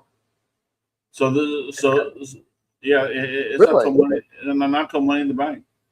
So October 5th, I think. So they got a wall until you can knock the champion off the TV for a while and then bring him back Money in the Bank time and then cash in on him. So I will say this. I was thinking about and watching the Kevin Owens, CM Punk thing. Yeah. Now, I know I am in the minority when I say this. I'm not, and it has nothing to do with the promo from Kevin Owens. I'm not buying the new CM Punk. I just am not. I just know who he is. And I know there was a problem with old management compared to new management and everything else, but there's still something inside me in reality that I'm not buying the quote unquote new CM Punk. I'm just not. Some people listen. Some people can bullshit their way, and CM Punk can probably do it, and just still, and say all the right things regarding the situation they're in. Okay, say all the right things, and then everybody falls in love with it. I think that could be a CM Punk. I'm not saying I'm wrong. Okay, I'm just saying that if you watch CM Punk and what he has done over his career, especially through that first part through the WWE, and then what ended up happening over at AEW, I'm I'm still not. I'm still not. I don't think he's over whatever his problem is. Now, that problem could be ego. That problem could be what has happened to him in the past. But listen, that guy was sitting on a gold mine at AEW, and they were going to pay him all day long, regardless of what everybody believes. Okay, because say what you want, he was the one putting asses in seats. In reality, sure is in Jericho. I sent you that video about Jericho and how the misses on that match were it it was one of two things. It was the misses in the match and who the hell was in the production truck to let that actually get out and get seen.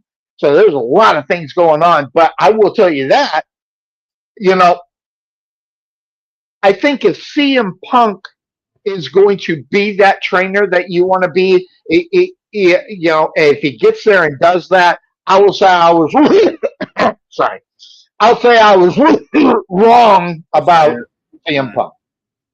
Well, this is my thing, and I get where you're coming from because a lot of people who are much more on the outside than anything else will look at it and think of it that way. And I get it. My question is, I don't think CM Punk's changed. I think the business changed. Good point. And because the business changed, because of a guy like CM Punk, not just saying it was just him, and especially when the biggest brand out there changed. I mean, I've seen some of the footage of Triple H bouncing stuff off of CM Punk before matches, and and clearly they would not have done that 13 years ago. So That's a good point. The thing is that I think because Triple H knows who CM Punk is on good days and bad days, and he can work around that. McMahon was never willing to work around people that he didn't consider stars. No, he never considered CM Punk a star. That is true. Now you talk about AEW. Here's the thing about AEW: inmates ran the asylum there. Okay, the Young Bucks and Jericho and those guys were running the ship. And the thing is, if you weren't part of their clique, you weren't getting chances. And guess what? CM Punk wasn't part of their clique. And and people who they bring over from WWE who get the 1 week grace period, and all of a sudden they lose the belt. It's all about the clique. So the thing is, AEW, they stay afloat because a billionaire's son runs the team. He has resources unlike most others. I mean, he has more resources than Ted Turner had. Think about that. Yeah, this is true. So the thing is that they, because there were Time Warner or Warner Brothers, whatever, and they got to deal with HBO, and TV has changed so much that AEW has found a viable option to be seen that's out there. You still got to pay for it, but you can see, but they are able to be watched, right? My question to anybody who's ever thought about wrestling or considered what wrestling is, and I hear how WWE is so vanilla these days and everything else. I hear all that crap. My thing is this: where can you be a WrestleMania performer? Yeah, I agree. Where are you seeing more than anywhere else? WWE. You're on ESPN. You're going on the Rich Eisen show. You're going on. I mean that's Disney there. I mean, Vince McMahon wanted WWE to be the Disney World of wrestling. ESPN carries their events. How about that? So, AEW is.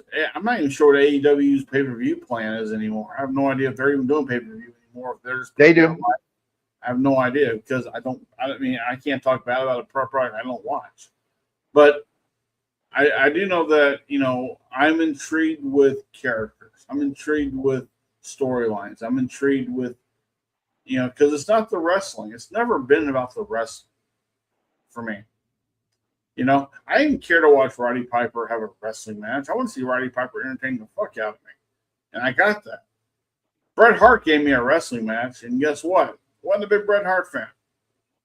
Shawn Michaels gave me a wrestling match and entertainment as well. He made me enjoy professional. Undertaker made me enjoy professional wrestling. If people can make you enjoy certain things, that's what brings you to the dance. CM Punk makes me enjoy professional wrestling. Whether or not you like him or not, that he's changed or he's not changed, whatever the deal is, how I feel about him as a performer is up there with the Shawn Michaels, is up there with the Undertaker, is up there with the Macho Man Randy Savage, because I want to see their promos. I want to see them perform. I want to see them win or lose and see how they come out of it. And when now Cody Rhodes, I wanted to see him come back, but I've gotten to the point with him, I'm like, he's kind of the same thing. I need to see something else from him now.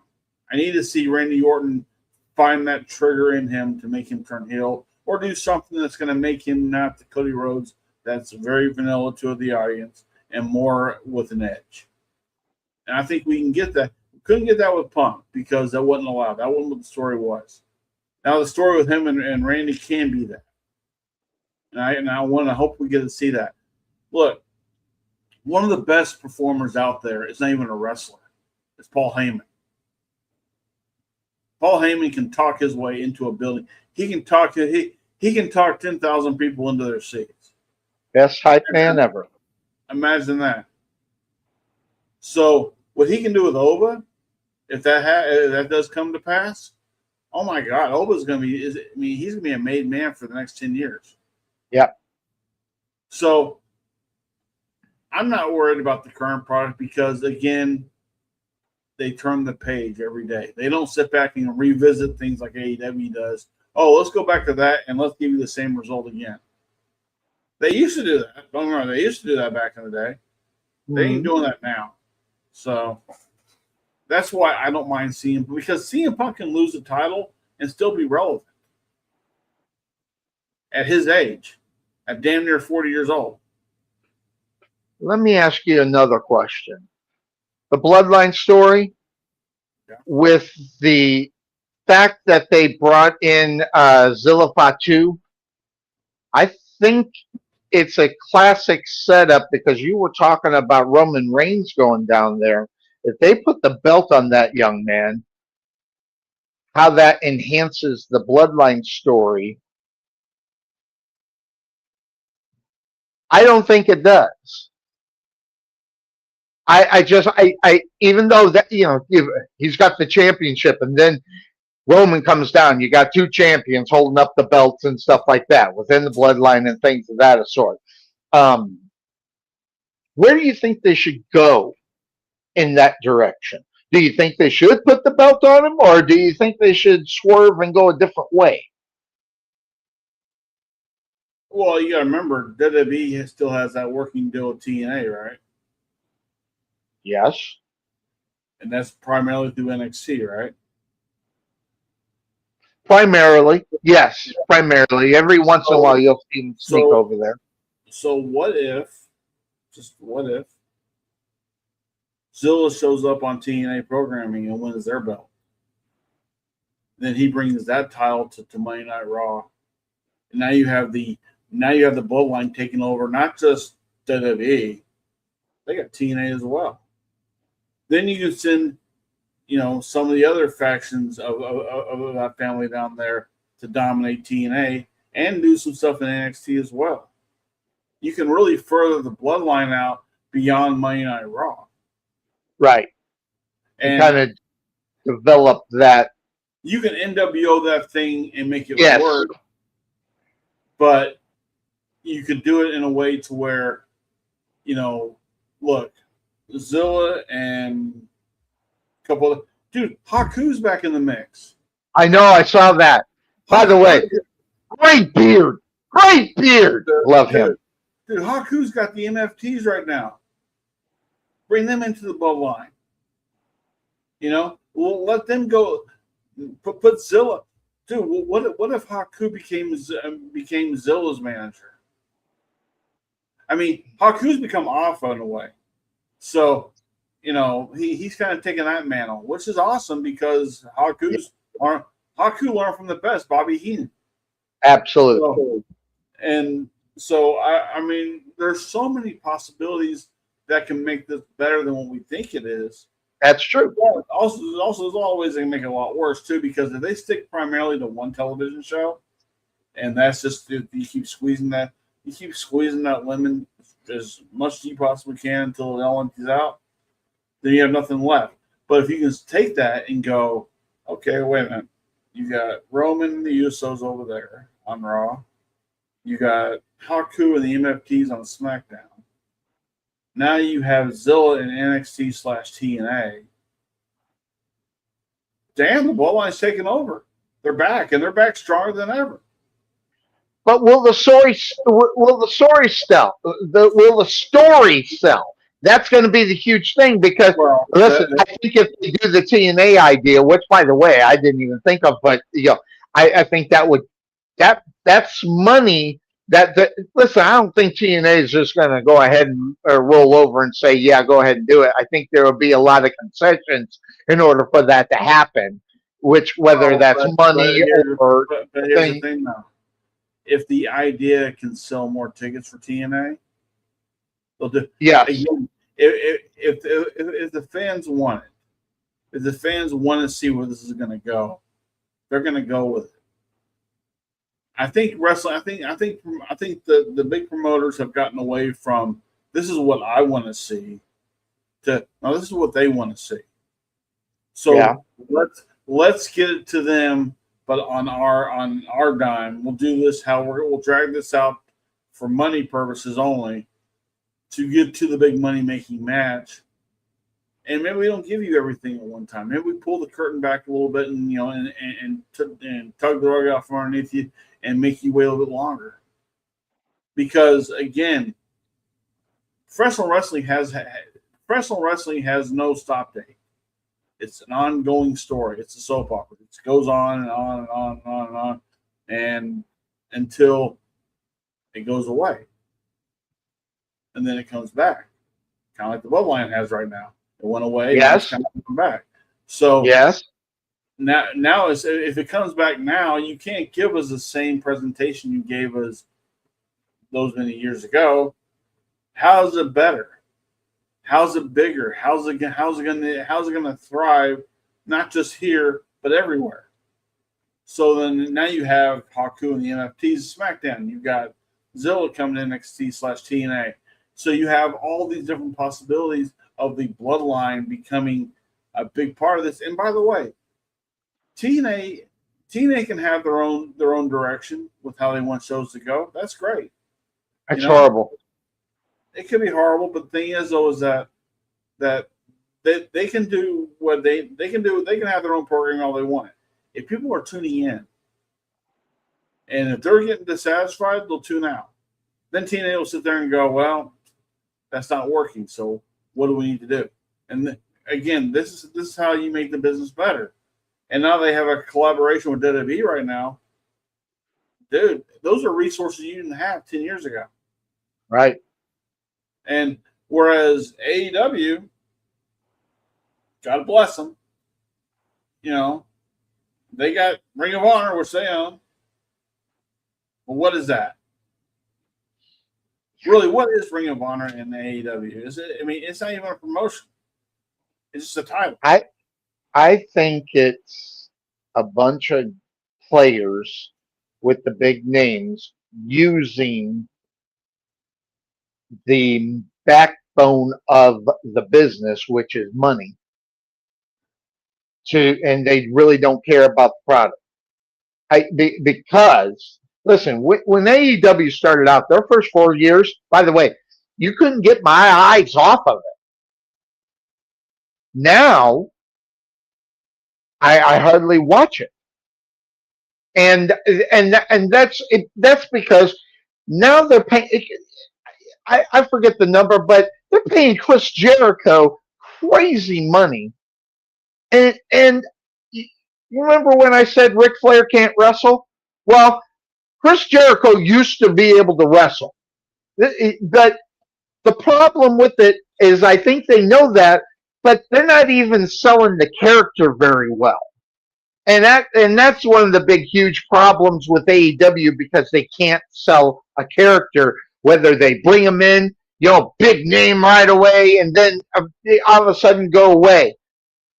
But and now you guys are realizing that. Look at Big Cass. Big Cass comes back to WWE. By the way, they didn't even bring Enzo, but Enzo was quote unquote spotted at the NXT training facility. So you're seeing a lot of movement, but at the same time, I get it. You got to get paid somewhere, right? But I think the Chris Jericho, he should have took the less money and went to WWE to continue and cement his legacy because they probably would have done a better job at the WWE finishing up his career. But here's the thing, though. Chris Jericho didn't want to have someone else tell him how his career should end. That's a good point. And so if Chris Jericho wants to make his own bed with AEW, that's his choice to do. And they'll give him as much leeway as he can. Look. Absolutely. Look, this is one thing that people don't seem to understand, especially Chris Jericho. He's not Triple H. He's not. I mean, when you think of big wrestling stars, despite what Bret Hart says, you think of from that era. You think Steve Austin. You think Triple H. You think The Rock. You think Undertaker. You think Mick Foley. Chris Jericho's not even in the top 5. So for Jericho to for him to keep thinking that he belongs in the top 5 of the biggest names out there. Look, don't get me wrong. There are other names that were great. Eddie Guerrero is definitely a top 5er, but probably not in the same generation that has Austin, Rock, Triple H, Undertaker, and Mick Foley. But he's definitely yeah, I mean, but if you want to go like the next 5 years, then you can talk about Eddie Guerrero. Maybe you throw Jericho into that mix as well at that point. But that's it's also a Chris Jericho that's already been in the business for almost 10 years at that point. Yeah. So even, God forbid, you throw Chris Benoit's name in there only because he was at that time one of the biggest stars. Now, granted, we know that ended. But, I mean, look, there's so many. Wrestling is so subjective, right? Who the best is. And the thing is, but I can honestly look at Chris Jericho and go, listen, I get it. You got a sweetheart of a deal in AEW. Yeah. You have so much more freedom to do what you want to go do there, and that's fine. Look, CM Punk went there. Didn't work out for him. He came back to the place that we thought he would never come back to. He's been champion twice there, or 3 times already there. Okay? I mean, he's still a main eventer at a place that didn't want him 10 years ago. Oh, I agree, especially in So Chicago. yeah, yeah, but definitely. So I mean, around. I mean, here's a guy who told WWE officials when he wasn't there, "You're going to Saudi Arabia for that blood money over there." Now him and John Cena sold out the arena out there in Saudi Arabia last year. So I mean, clearly, you say the man hasn't really changed. I think the business changed, and it changed for him. It changed For the in favor. betterment of him. Well, but I think he was a big part of the change that happened. And once he realized, wait a minute, people you have here are because of me, in a sense. I opened the door up for some people like Sami Zayn, people like Kevin Owens, who honestly would not have gotten that fair shake from Vince if it wasn't for someone like Triple H to sit there and go, I don't know, Vince. These guys got a lot of talent. They can talk, they can wrestle, they can entertain. Isn't that kind of what we're here for? Not everybody has to be a steroid monster. That's true. So I think that's where people who are so down on CM Punk, because they remember how he was. They remember that time. They probably go back on YouTube and remind themselves every 3 months of how he was. Yeah. Okay.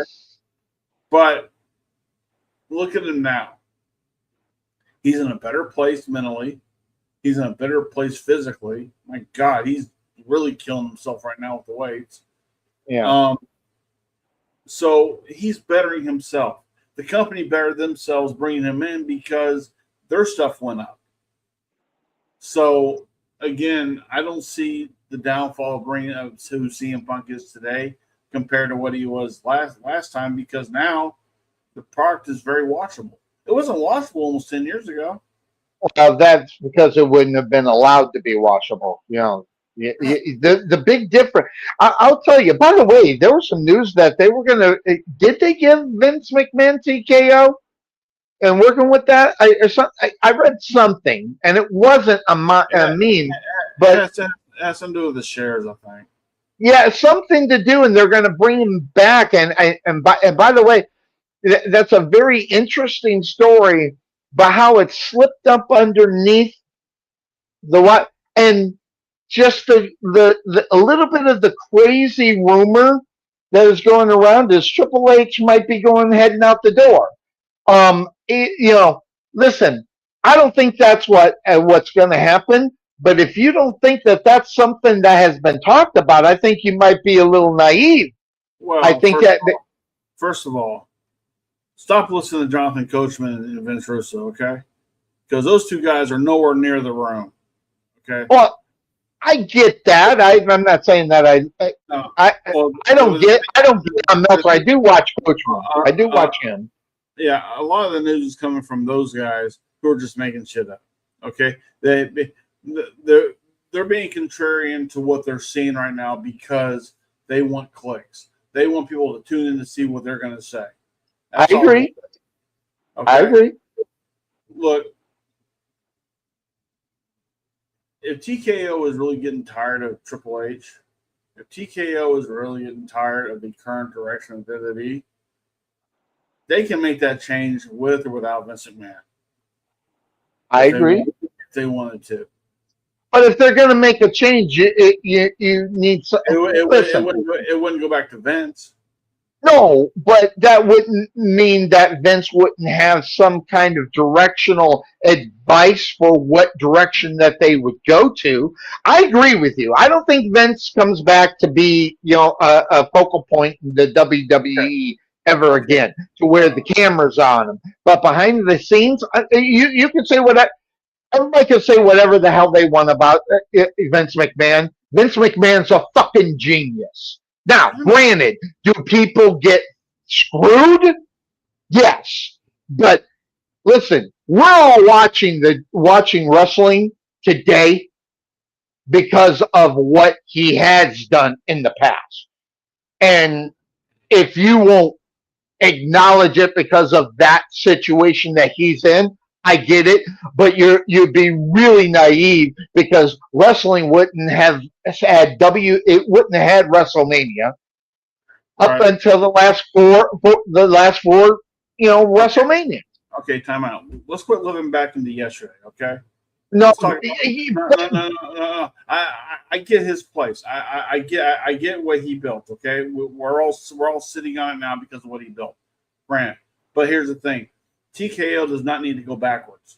TKO needs to go forward. They need to, because again, they're all about how do we make this bigger, better, and whatever it's going to be down the road. Okay, do we sell on the laurels of a man who's 80 years old and who was out of touch 10 years ago with the company, or do we sit there and talk to a man who's active with who, for one thing, has the pulse of his roster? He has the pulse of the guys who are writing the stories, who's sitting in a boardroom with 10 people around him, mixing up ideas. What if we did that? What if we did this? What if we did that? As opposed to, well, God damn it, pal, we're going to do it this way. Now, how do we get there? That's different. So, well, yes and no. Hold on. Yes and no. Okay, because that's Triple H is not writing these whole things. Okay, Triple H is there to do exactly what you just said that Vince does. Give them the idea and let the writers get that written, and then they'll submit it to him, of course, and he'll look it over. Right. The difference being that Vince said, you're going to write it this way, more so than getting it back, and that is the difference. That's what I said. I don't know why you had to throw your 2 cents on that, but okay. But no, I mean, you made it sound like Vince. You made it sound like Vince McMahon, even in the last 10 years, which, by the way, I fully disagree with you. But that's okay. We did that one time. But I'm 59. You're 49. 51. 51. Yeah, I was that way last week too, by the way. Yeah, gotcha. But you say don't go back in the past, but the past is the reason why we're here. Now, where it can go, absolutely. I get what you're talking about, and how the wrestling fan today compared to obviously the days that we brought in, they're different. Now, is that a good thing, bad thing? Probably a good thing because they're bringing in more people. And I was just having this discussion with a friend of mine. Cannot stand Danhausen, but guess what? You want to talk? He is the most over. If you want to call him a wrestler, I'm just going to call him an entertainer. He is the most over entertainer, and I can't stand the son bitch. But guess what? They're not selling it to me. Oh. They're selling it to the new regime that's coming in. So I get why people like Triple H, but I would say Vince McMahon might be out of touch with what's going on. But if you say that you can't talk to Vince McMahon and at least get good idea or good direction, I think you might be fooling yourself. First of all, I just say he's not relevant now. Okay. He was relevant then, sure. No doubt about it. But he's not relevant now. He's not part of the business now. So so all these people who want to go back and bring him back into the fold, I'm like, why? I mean, that's it. You know what that is? That's the Cleveland Browns saying that Deshaun Watson can be their quarterback. That's what bring back the football. So he's been out with the company for 4 years. He hasn't been on the field for 4 years, but yeah, he's our guy. So look. The thing is, I don't listen to all this toxic because one thing about wrestling news, it's all toxic. Until you're actually you're right.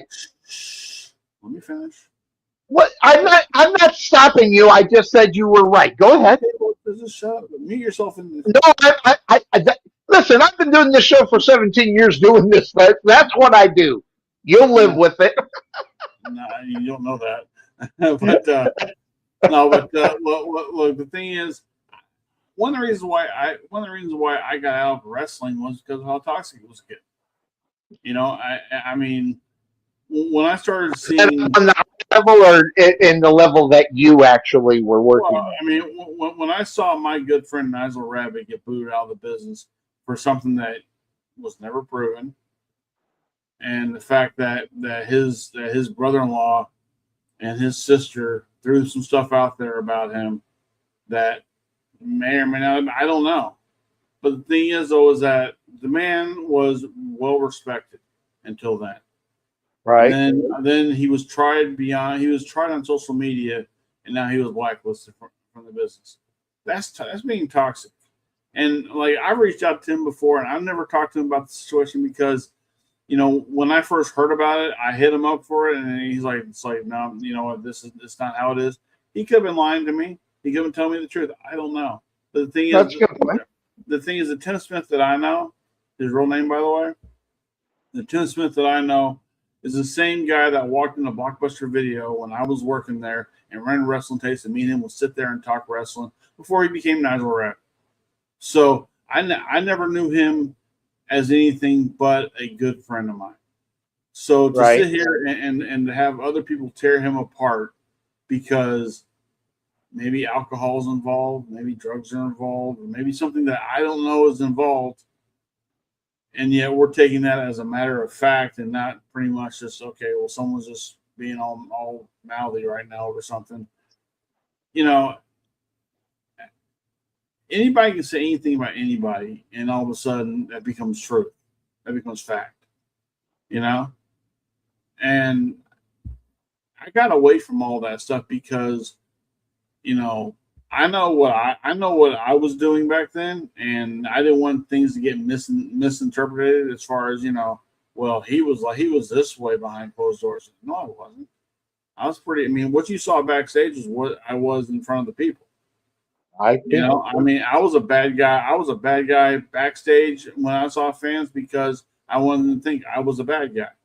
I didn't sit there and go, "Hey, man, I'm glad you got to see our show. I hope I came off." You really wanted good. me. No. I wasn't out there getting picked. I mean, what was it? One of the fans out there, I can't remember the guy. He's Rob Moore's brother-in-law. Rob Martin. I know who Rob Moore is. I don't know his brother. Yeah, you know who Rob Moore is, baby, because I said I know who Rob Moore is. I don't know his brother-in-law. Yeah, you do. Him and Tony would go to your indoor football games. Something Martin. Robert Martin. Is that his name? Robert Martin? Maybe. He's a fan. Robert Martin. He's a fan. Yeah. He's. I did not know that. He's Tanya's brother, and Tanya was married to Rob. Anyway, he asked for a picture of me backstage, and I looked away from him when I took the picture, just because I stayed in character, you know. So, but then I didn't want someone to take what I would do backstage and think that was who I was. Mm-hmm. That's who I was to y'all in front of the people, but I wasn't the savage person that people would make you out to be, even if you're not. So there's so much toxicity in wrestling, in football, in life that I step away from a lot of that stuff and just go, like when someone passes away, I actually look to go see if it's been, you know, on a reputable news site, ESPN, CNN, whatever else. I don't go to, you know, KRLD FM.95, whatever, just to say, oh, look, so and so died, you know. Mm-hmm. So, and I mean, look, I'm not necessarily a Republican or a Democrat, but like when Lindsey Graham passed away, I did a celebrity thing on him, right? One of my friends who's up in who's living up in Wyoming, she started posting negative things about him because he's against gays getting married, whatever. And I'm like, well, I wouldn't bury him. I mean, he's already being buried enough. So I mean, just because you have an axe to grind with him, look, he's no longer in your life. So just let it go. You know, Don't bring negativity to something that doesn't even need it anymore. You know, they didn't like the guy's Hitler. You know, so anyway, that's just my thoughts. And again, I don't listen to all the backstage bullshit with wrestling because until you're in Stamford, Connecticut, in that room, and you're actually able to get an actual eyewitness report of what's going on, Dave Meltzer can kiss my ass because while he sits there and thinks only 10 people showed up to WrestleMania 3, and clearly it was either 93,000 or 78,000, it don't matter. It was a sellout. Okay. Right. So, and they all came to see Hogan body slam Andre, and they got Savage and Steamboat instead. So, yeah, good for them. I've never been a Meltzer fan. I do like Jonathan Coachman because I think they, in my personal opinion, screwed him over. I'm glad he got into ESPN when he did because he just seen that going out the door. I hated it. And then when they brought him back, it was horrible. Well, horrible. I think his time was done. It was. I agree with you. I think he hit a ceiling. His shelf life was pretty much. I agree. And you know, honestly, ESPN did. Not only did ESPN do him well, so did EA Sports. EA Sports. Absolutely. I fully agree. So I mean, he had many opportunities to capitalize off what WWE built for him. Now, if he's sitting there bitching about it because of sour grapes, that's on him. I don't think he's bitching. I don't think Jonathan. What I do find about him, and I do watch his podcast. I actually like Coachman. Always liked him, and even liked him at ESPN because. And then he actually did a radio show for 3 years, which I listened to. I like Coachman. I like his perspective. But one of the thing about Coachman is he's not talking like he is in the boardroom. He is talking about his experiences on maybe the direction it would have went at a different time. And it is a different scene than it is when he was there. But understand, when he was there, Vince was there.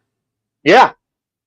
So if we're getting what Vince would have done compared to what's being done, I mean, again, if you're practicing all that you ever know and not what you don't need, what you don't are not in the loop for right now, then you to me it comes across like sour grapes.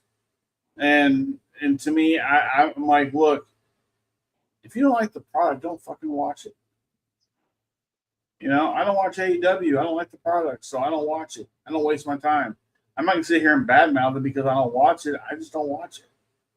You know? And, I mean, look, I don't particularly care for,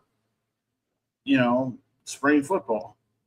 I get why it's there, but I don't really watch it. I don't take time to go out and watch it. But, hey, they got good players there? Sure they do. One of them kicks for the Cowboys now. So, I mean, clearly, there's a farm system the NFL is unofficially using right now. And I'm all for it. Doesn't mean I want to watch it. And I'm not going to sit here and bitch about how come nobody goes to their games. Nobody goes to their games because, it's baseball season. People are going to go out there and time to go. I mean, if you live in a town that has baseball, go see baseball. It's funny how, like, going back to the actual sports realm, unlike wrestling, where wrestling is 365, all year long, there's a reason why we have off seasons. Why we have the off season we have now for football that's going now, so we're getting ready to crank up the 2026 season. Because we have that time to decompress. We have that time to go, what a year. Wow. Okay, well, let's, this isn't like you're handing me the notes to next year right now. And okay, now let's start planning ahead. Who we go after the draft? Who we got free agency wise? Who we got this? We talk about it, and we don't talk about it every week, but I mean we do talk about it, and we do kind of we grow our audience based off that. I started a YouTube channel because of that. But during the off season when we're getting into what college players are coming out with, which by the way, you and I probably don't know who college players are right now. No clue because again, they don't factor into you until they're 3 or 4 years into the league. So, which by the way, talk about if there's anything good that ever comes out of the NIL, It's that these players are staying in college and getting their degrees if they're getting them, but also the fact that they're letting these colleges have players again that are staying the course and are becoming those. Like I write in my book about how when I had my car accident, University of Tennessee football players came to visit us at the hospital. Right. 2 of them was Reggie White and Bill Bates at that time. And Reggie White met my dad, man. He told my dad at that point, he says, "Man, you from Dallas? I'd love to play for the Cowboys." Who would have thought, right? But Right. But then to meet Bill Bates before then to go meet him years later at Tony Roma's during Brad Sham's football show that he did out there, and he get to get his autograph and get to talk to him, and he got this to look at the kid who sat there in the ICU, in a coma, sit there and talk to him and go, "Hey, I love football. I love what y'all do. I'm a big Cowboy fan, whatever." That was kind of a cool thing. So to have those players in college establishing their, being, hey, he's a University of Tennessee grad, he's an alumni, like Jason Witten, same thing with him, right? I mean, now he's a coach. Now he's the tight end coach for OU. But I love that colleges are kind of giving people back their monikers again, because like a lot of times, especially in basketball, it's saving basketball. It's saving college basketball more than anything right now. But like in the NBA, you can come out after your high school year, then you can come out after your first year of college. Now it's the first year. Yeah. You got to do it. But back then, you can get a guy right out of high school. Baseball still always done that. We can draft you out of high school, but you have the option to go to college for one. So, I mean, that's why I actually enjoy the NIL for that aspect. Do I like the players getting paid X amount of dollars? No, I don't. But here's the thing: they were already getting paid by other people illegally at that point anyway. So now, why not make it legal? So, because I'd rather a player get paid and at least show me what he can do in college than a guy get paid, get suspended, and all of a sudden we lose track of who he was for however many years. Yeah. So, but when I think of the NAL, I think about, yes, they're getting paid money. Yes, they, the likenesses and stuff like that. But when I think about what's going on in the NIL and who is not getting paid, that's what bothers me about the whole thing. So, now granted, obviously the bigger schools got more money, more so than the schools that don't and don't give money toward it. So it's, I just wonder, and I'm looking it up right now. Got it. So what I'm looking at, there's no exact total count of how many college athletes are getting paid up on that. But what they're saying is basically that only the top 1% is really getting paid by the NIL, which in turn means 99% of all college players aren't getting diddly squat. So in other words, you got to be the Super Bowl, you got to be the superstar, or you're not going to get a dime. Then it goes back to, we got you here on scholarship, and this is what's going to end up happening. And so NIL is good in one way, but just horrible in the other.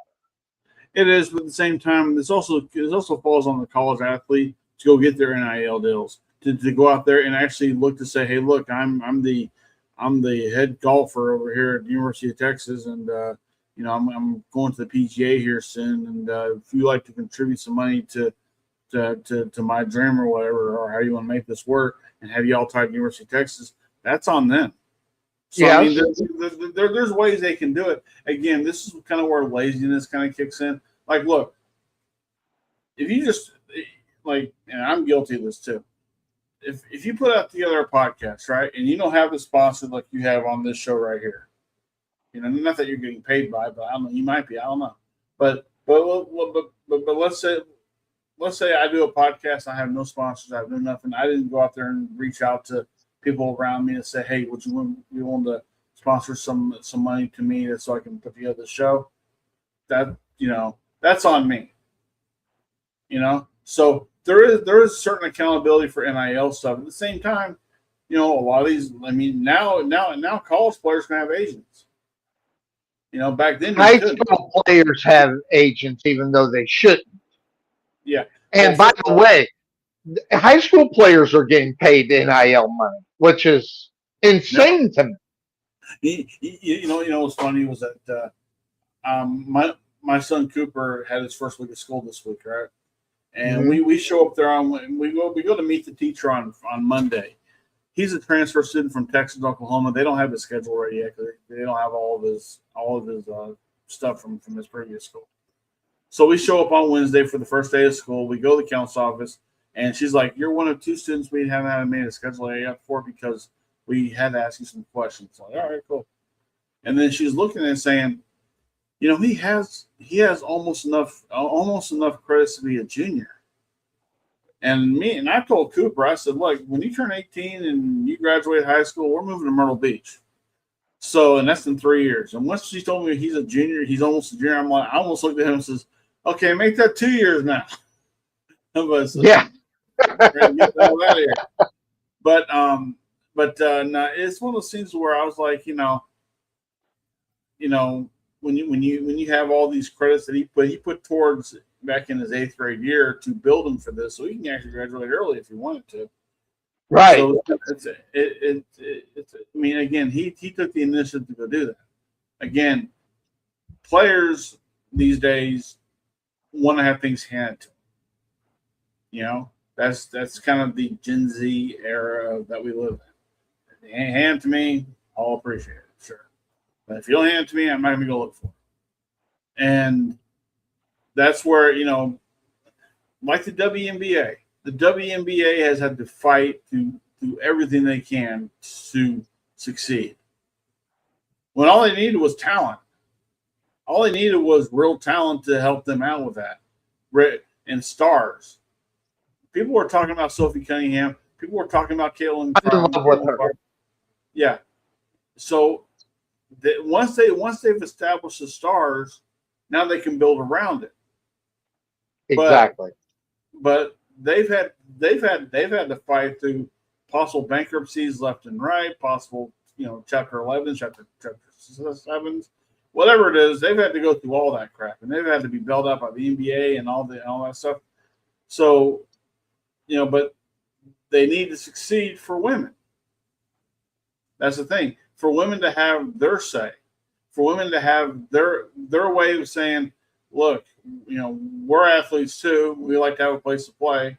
You don't give us that, then we're going to sit here and bitch about it.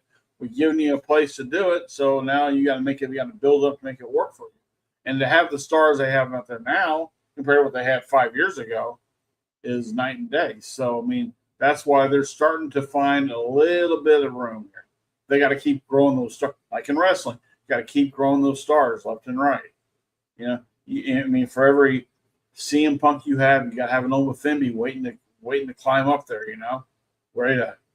Who's the next big thing? Yeah, right.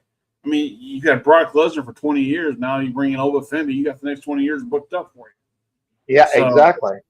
And the same thing, like, maybe it's me. I don't know how, but it's almost like the WNBA got with the WWE and said, help us, please.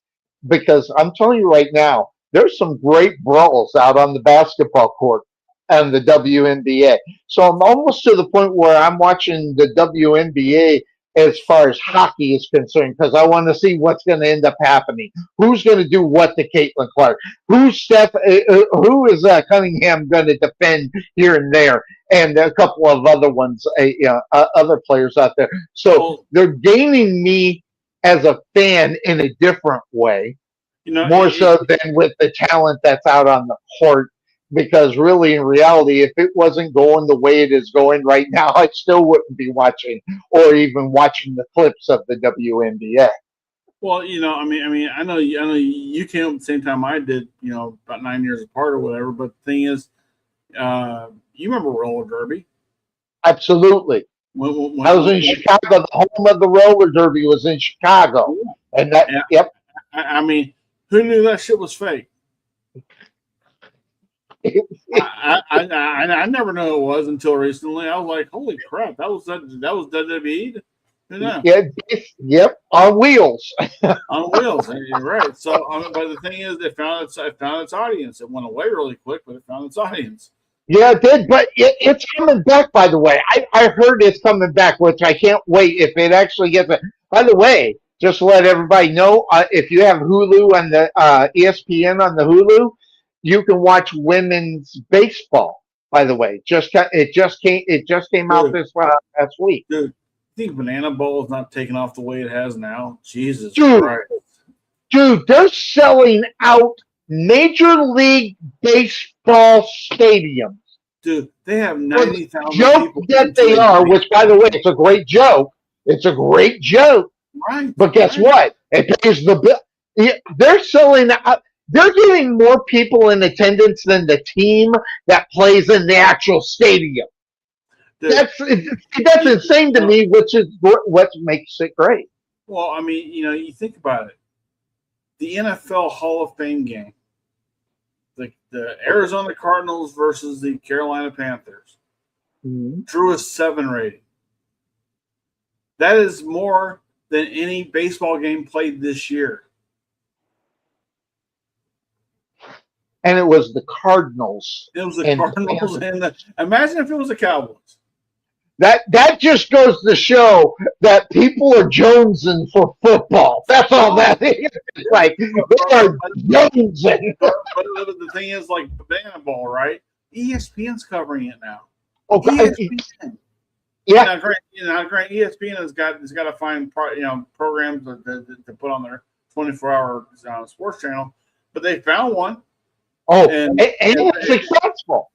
And I mean, the guy that runs Banana Ball, who wears the big yellow hat and the big yellow suit, that guy's a fucking genius.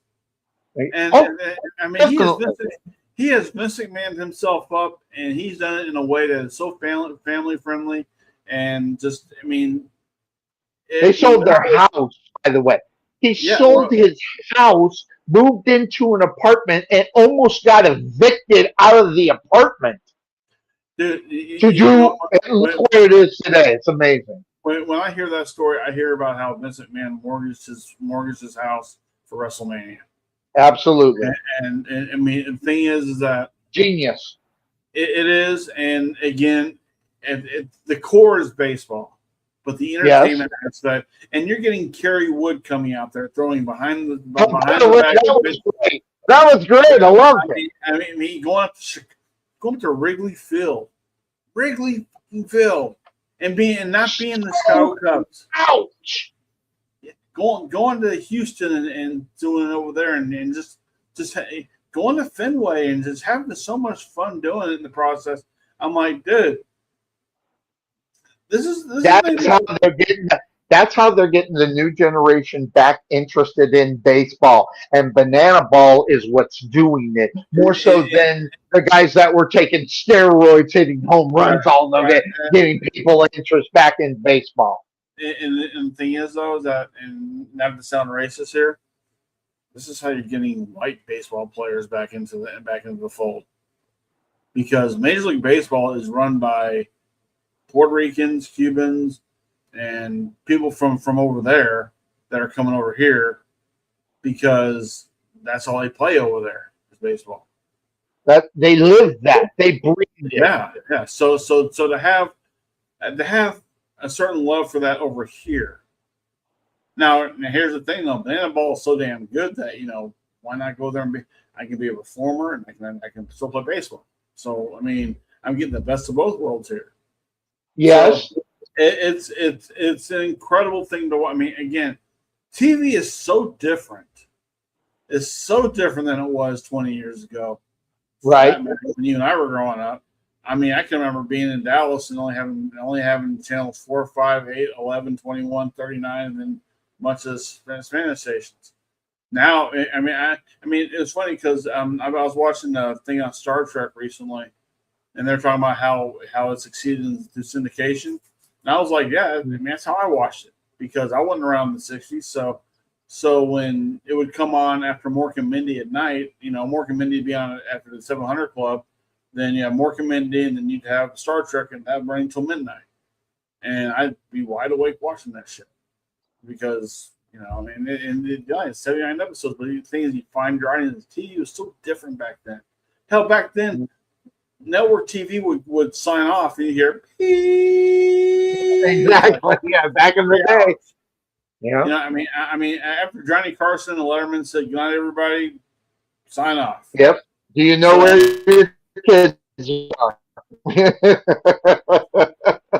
But interestingly enough, the banana ball.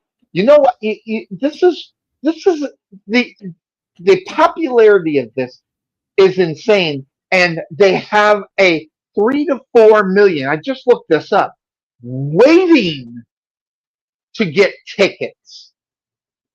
Do you think you got people waiting to get tickets to see the Cleveland Gladiators, for God's sake, or whatever the hell their name is now?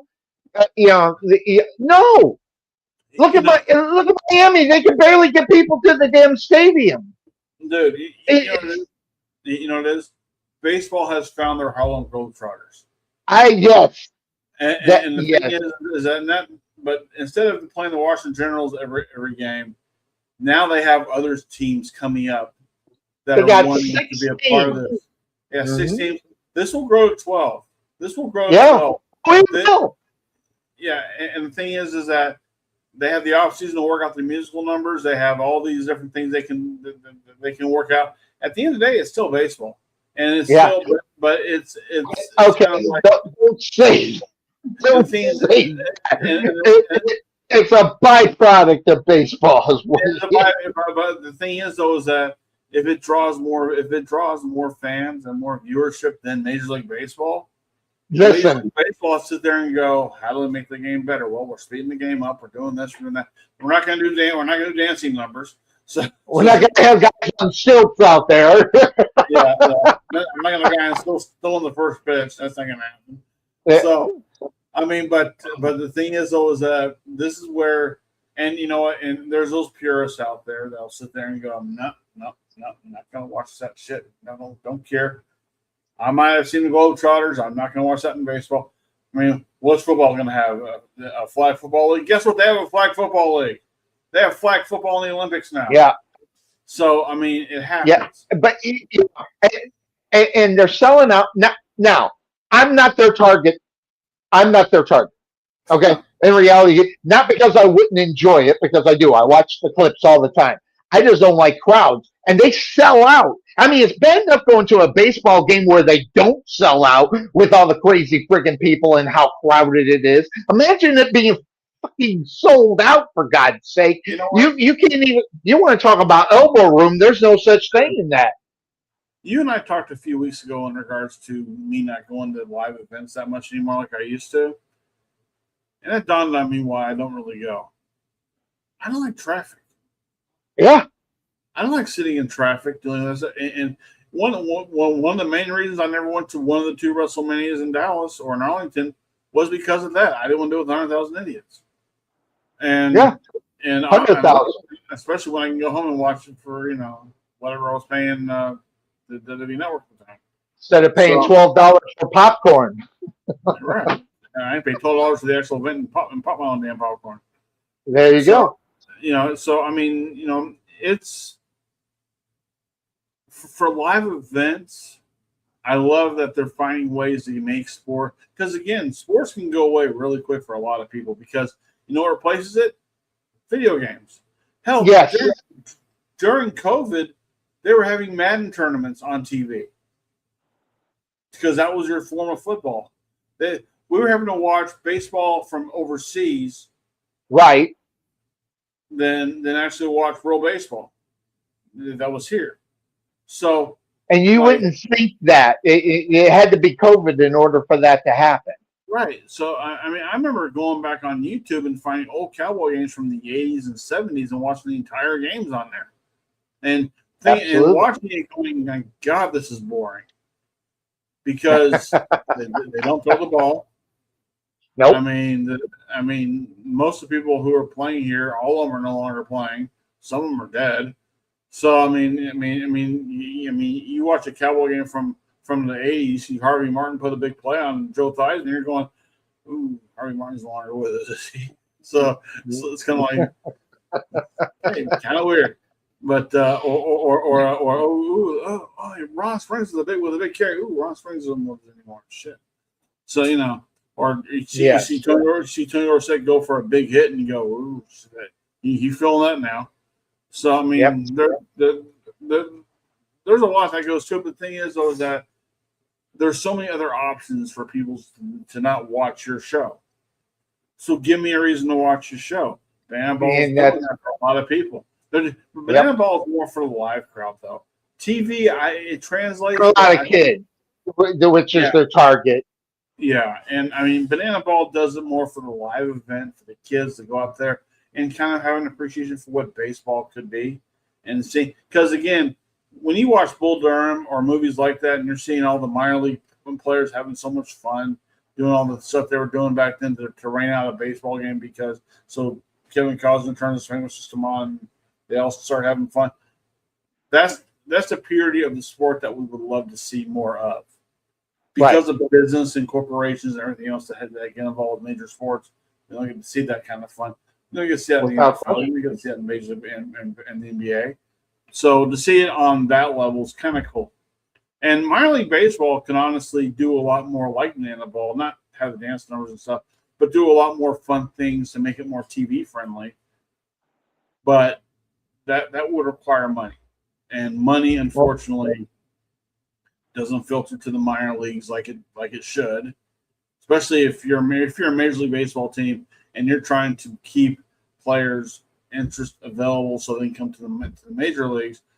You got to pay them. You don't pay them anything in the minors. And then because some minor league players have to have actual jobs, kind of old school football days back in the day. They had a 9-to-5 job in the off season, and they had to come out and play football in the regular season. That's kind of not much today, though, per se, back in the '80s and '4s, but yeah, interesting. It's a new world in sports when you got Banana Ball outselling Major League Baseball. And by the way, that having been said, Major League Baseball better get their heads out of their asses, because guess what? They got 6 teams, like you said, next year they might have 12, and before you know it, they're gonna be more popular than Major League Baseball. And listen, you could probably debate it's more popular than Major League Baseball today, but the fact they only got 6 teams is what takes that away. But you're right. If they start kicking that up, getting more teams in there, getting all across the country, listen, it's all about the dollar. And if they can get the dollar, listen, the tickets are $35 for God's sake. Now, granted, they can go up.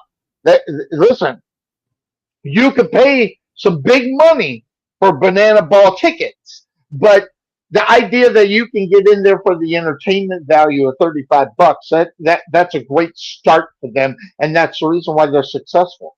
But the thing is, what you can't do is oversaturate it. You can't overdo it, expecting to have the same results you got for the Savannah Bananas. You got to at least have it to where, I think having it down to maybe not 12, maybe 10. Have 10 teams, kind of put them in different parts of the country. I agree. To have people say, look down in Houston, they got Banana Ball coming. They got Savannah Bananas going against the Houston shitheads. Let's go down there and go watch them. That might be worth it to drive from Dallas down to Houston. I mean, no one's ever said that before, but don't worry about that. but like if you start putting them in every major market, because again, Savannah is not a major market. Not at all. It's not even Atlanta. That's it. They just started, really in reality as a goof in reality. And it's amazing what the goof has turned into. And if they can expand upon that to where, we're getting highlights on ESPN and things of that sort. Guess You know what? if they had the ability to overtake the Major League Baseball, I think they would. Just how that works in the progression is where it would be. Every time I think about a football purist or a baseball purist or whatever, I'm going to use the Jim Cornette voice and go, God damn, I don't like this no more. It's taken away from the fun of my sport. I don't like it. The fun of the sport as you know it, because the new people are the ones that are paying for the ticket. Now, Which, by the way, I don't know where they get the money to pay for it. It's insane. Well, sponsors.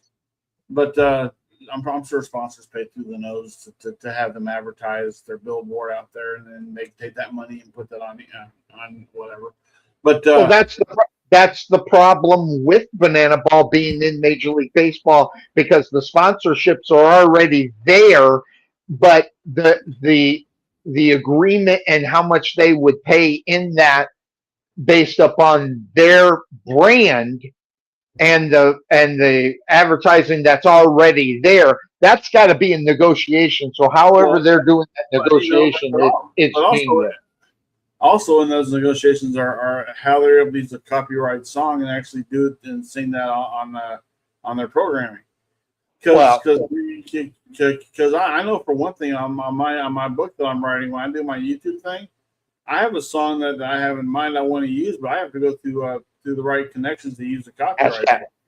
ASCAP, but which is another thing. It just really pisses me off. I get messages through Facebook and YouTube if I have a 2-second clip of a song, but yet they got other people out there, playing the whole damn song, and they're jumping on my ass about, which is insane to me. But it's more about how much fair use are you using. Like, you use a song for 2 seconds, so suddenly you go, hey, that's copyright, but you didn't play the entire song, and at the same time you didn't really just elaborate. I don't even answer the notifications. I get them every week, because evidently in our intro we got something that is supposedly copywritten, but I paid for it in reality when it was put together. So it's just half dozen of the other. Just leave me the hell alone. When you have the video of Cuervo dancing, you got "I'm So Excited" playing. There's a copyright on that song, so that's why. Yeah, I know that. That's what it's just. Yeah, I don't care anymore. Screw them. Do without what the hell I want. I've been doing it for 17 years. Fuck them. That's the way I'm looking at things. Especially with I just find this amazing. We're going left field. I'll watch some of these people who have the political things going on, and they can't say rape. They got to say great, or words that are somewhat offensive because of monetize, whatever how you say that word. Can't monetize rape, sir. Yeah, monetize. Yeah. You can if you say rape, they'll take your money. I think using the word rape on something that is whatever, they might look at that and go, "Well, you're promoting rape. You can't do that." I'm not promoting. I'm just talking about. We're talking about how bad it is. If you sit there and say, "Oh, Donald Trump is raping the country," you're going, well, sure, but if you say Donald Trump raped a woman, you're going, "Whoa, let's not go there now." We don't know that for a fact. We know he may or may not have done some stuff with Jeffrey Epstein, but we're just saying we didn't know if he actually did anything. But it's incredible. You don't get in trouble for raping an entire nation, but you get in trouble for raping one person. How about that? It's amazing. It's amazing. Well, by the way, I didn't have much. We had some of the things, and we got, we can just go through them really quick, because you got that. I find that very interesting. But JJ Watts moves up into his spot. But really, how do you? I don't know. We've seen so many people do so many stupid friggin' things, him drinking what that's on him. Well, That's you know what on though? him. You know But what though? damn, You know what? There's a double standard here with this because years ago Al Michaels blew through a DUI thing and got a slap on the wrist by the NFL. yeah. So or by the network. So I mean, there is that, but the thing is, because there was no video of Al Michaels doing it. There's a video of Tony Romo doing what he did because of body Which, by cam. the way, is classic. I look at him and it looks like he's a teenager in that thing, being so stupid. Well, the funny thing was he talked about going to his grandmother's house, and when they did some investigating, none of his grandparents are alive. I mean, so like, all right, but Yeah. just real quick, let's spoil by a few of these here because these will be I inconsequential. mean, you go back to the days. Let me give you an example. I mean, the difference between today and the back. Harry Carey used to get drunk every single game, and half the time he was loaded before he even got in the booth. I mean, so how times have changed. Hey, look, he's doing nothing more than what Howard Cosell or Pat Summerall, what those guys do back in the Especially day. Summerall. That guy could drink. All right, John. John has to poke. John has to poke him, but what's it? Yeah, yes. He's got a new weapon. How many weeks is he out? They don't even know when he's going to come back, and but it's on that knee, so he won't play this year. I don't think. It's on his hamstring. Is it on the hamstring? Yeah, if you look below where it says is already in the shops, is the hamstring. Oh, I was looking at the picture where it was on, kind of on his knee. But yeah, gotcha. See, we got. Oh, this one's huge. This is a great signing in reality. You want to talk about beefing up their defense? They need to do that. But I'm just so interested in how the Pittsburgh Steelers are going to move through this season with Mike McCarthy as their head coach, because you want to know what I think is. I think that people are not, and I've never been a Mike McCarthy fan, but I don't think they're going to give him enough credit. In reality, they're going to overlook the Steelers, and the Steelers are going to win games that they don't have really any business winning because of it. All right. Well, if anything, if Aaron Rodgers isn't your answer, their backup sure as hell look good. Well, yeah, because Kate Aller he played pretty good his first game that Grand preseason, but still you got to play the reps here that are given to you. So they're good. We talked about this one. I'm sorry. I pushed this button because it was still serious. I'm sorry. I thought I pushed it before you went, but yours came up. But here's another. Look at the defensive side of the ball for the Pittsburgh Steelers right now.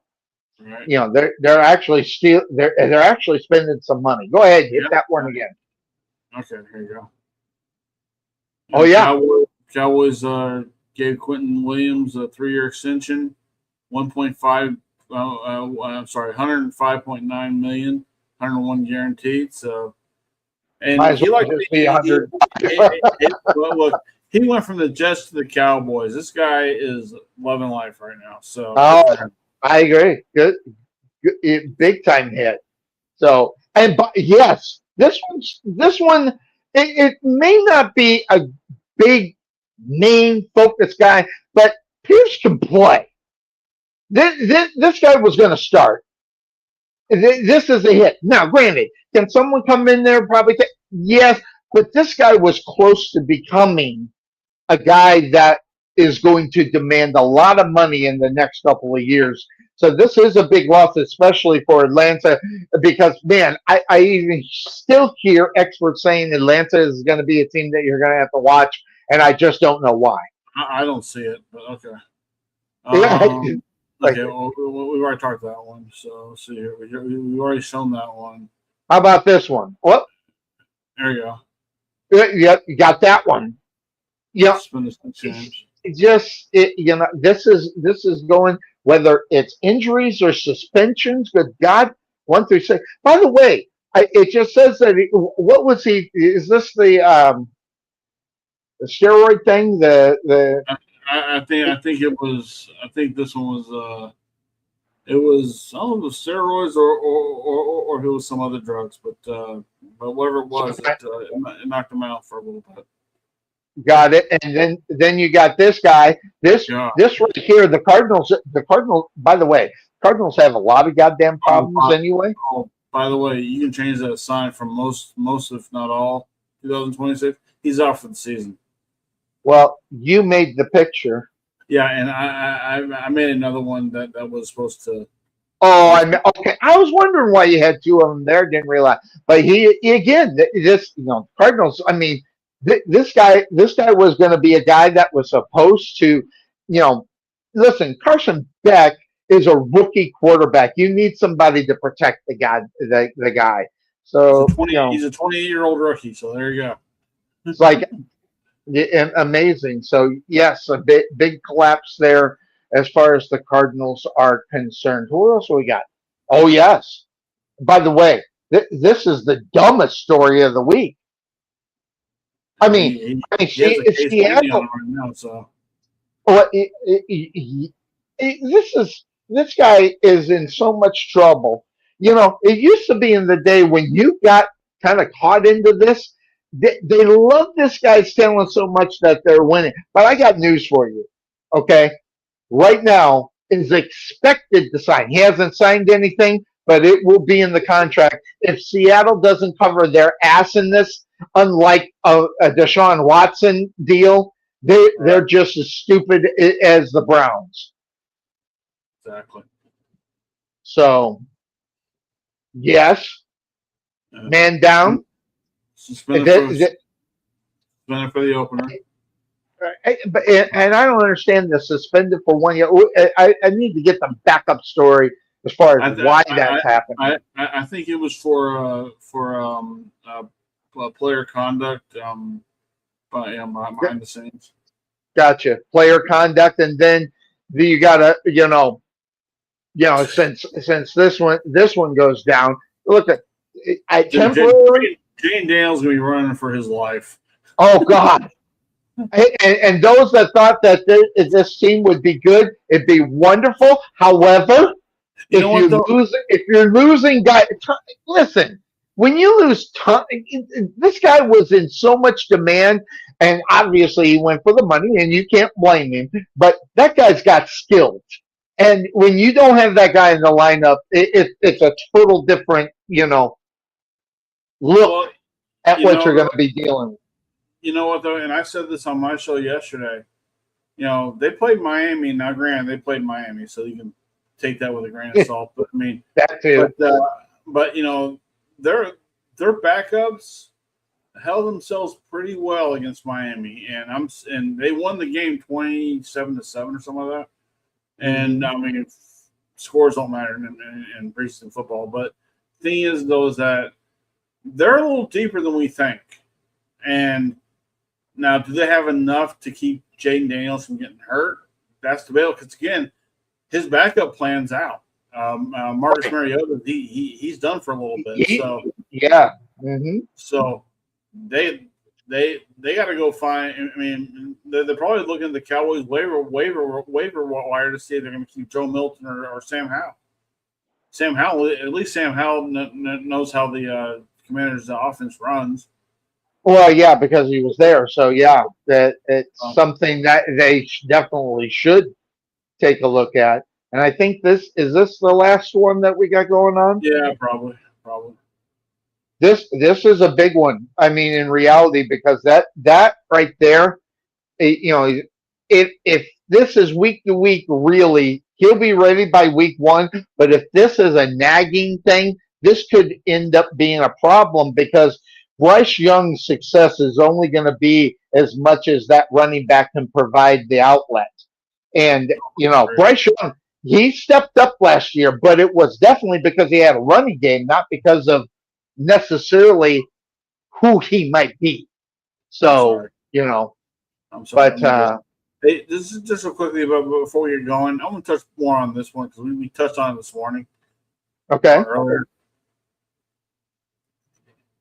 Jackson Dart bet. I mean, I know I said this earlier, he's almost in danger of becoming the next Tua, because Tua is always that one hit away. So's Jackson, and he better change his game quickly, otherwise the Giants will be looking for another quarterback. Well, And the Giants don't have the luxury to just go look for another quarterback now. no, but here's the difference, I think, compared to the Giants within the past, is that the coach that is there, Jim Harbaugh, might be able to put something together, patch it up, and see what they can do. But here's one thing: the difference between Jackson Dart and Tua. Tua has missed a lot of time because of the concussions. It's not so much on the other side as far as Jackson Dart is concerned. So, I mean, he's missed a couple of games, but Tua's missed seasons, half seasons, multiple times within his career. Jackson Dart's still early in his career. If they can fit, again, you think about it. You're going to have to figure out how you're going to protect the dude, make sure that he doesn't become the next Tua in reality. Right now, it's a little early to maybe think that, but at the same time, I do like it. But the one thing that we didn't talk about before we got out of here right here, your franchise right now, it's almost like walking on eggshells in reality, because the next hit, the next injury, that's it. If there can't be any success based upon Joe Burrow's performance, based upon some of the other injuries that he's had in his career, the knee is going to be the biggest problem that he's going to have to deal with. The other one is the next is shoulders. But you look at the other ones: calf, wrist, and ribs. That means the next time anybody gets close to this guy, you better be holding your breath, because you never know what's going to be the next thing. And by the way, if I'm not mistaken, he got sacked on his first play in his preseason action. And so you're going to have to be careful with this guy. And I don't know. Hey, I love Joe Burrow. I think he could be the next big thing. The only problem is that he might be on, as far as maybe advancing his career, might be on the worst team that he could possibly be on in order for that to happen. by the way, you're familiar with the Tommy John surgery, right? I am. Yeah. Did he pass? Did Tommy pass? Yeah, he passed away today. Oh, today. I didn't know that. I knew he was really ill. Yeah, he gave a big announcement to say his goodbyes to everybody about a week ago, because he's been in the hospital. That's what I saw that. So we I missed that. just saw now that he's now officially passed away. Yeah, so interestingly enough, well, I loved it. Good show. A lot of fun. Good to see Obi. Wish he could get back all the time. He's got that chain going, but Did you like the posters I sent you as opposed to the big ones that I've been sending you? Because at least you put your logo in there in the corner. Say again? Do you like these better than this? No, I like those. I like the better ones. For that, yeah, the bigger ones. You like this one over this one? 1280 by 720. Yeah. Okay. Well, I don't know if they allow that to be done within your thing, but if you send those and you can't get it done, I can put it in that. Well, they do, but the thing is that I only have so many I can make a month, and when I do them both, that's twice. So it's kind of like, and plus, there's a lot of times I'll do one like this one. Where's this one right here? People say that's not Mendoza. So like, I have to look at what Mendoza looks like. Oh, he's kind of off a little bit. Oh, that's all right. Everybody gets the idea. I don't even know what he looks like, even when he wears a helmet. Okay, right. He wears a helmet. I can't see him. So. But anyway, it's not like he's Jimmy Garoppolo. Yeah, you know what he looks like. You got posters on it. Do you still have sports posters in your bedroom? No, but I will say this. I got to give the guy credit. I mean, that's the reason. A lot of times when I like someone, and a lot of times has nothing to do with football. And Jimmy Garoppolo is one of those guys. So, although, yeah, at one point he was a really, really good quarterback, a really good, but, it is what it is. All right, my man. I will let you know when the show will be. Cuervo said that he will know by Tuesday on what's going on, and we'll just go and if we do another potpourri, or however you say that word, Potpourri. yeah, Potpourri. we'll do that again. If not, we'll be doing one of the divisions next year. Well, two of the divisions, but we'll do that if we can get them in.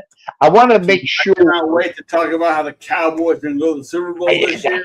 Cowboys. I'm so excited. And Yeah, I want to bring the excitement, brother. I want to come out. I want to say Get that me the on. Cowboys are going to be the team to beat, man. That shit hurt. How Hulk Hogan can Well, do that? the sad thing about it is that, not to spoil any, be a spoiler here, but you better look out for the Dallas Cowboys this year. I hate to say that because I can't Joe fucking Milton, stand buddy. it. Joe Milton's going to be the quarterback of the future. That's it. It's gonna be the man. All the backup quarterbacks. So come on, if people can get on board with Gary fucking Huggaboom for so many years, then I'm gonna do the same thing for Joe fucking Milton.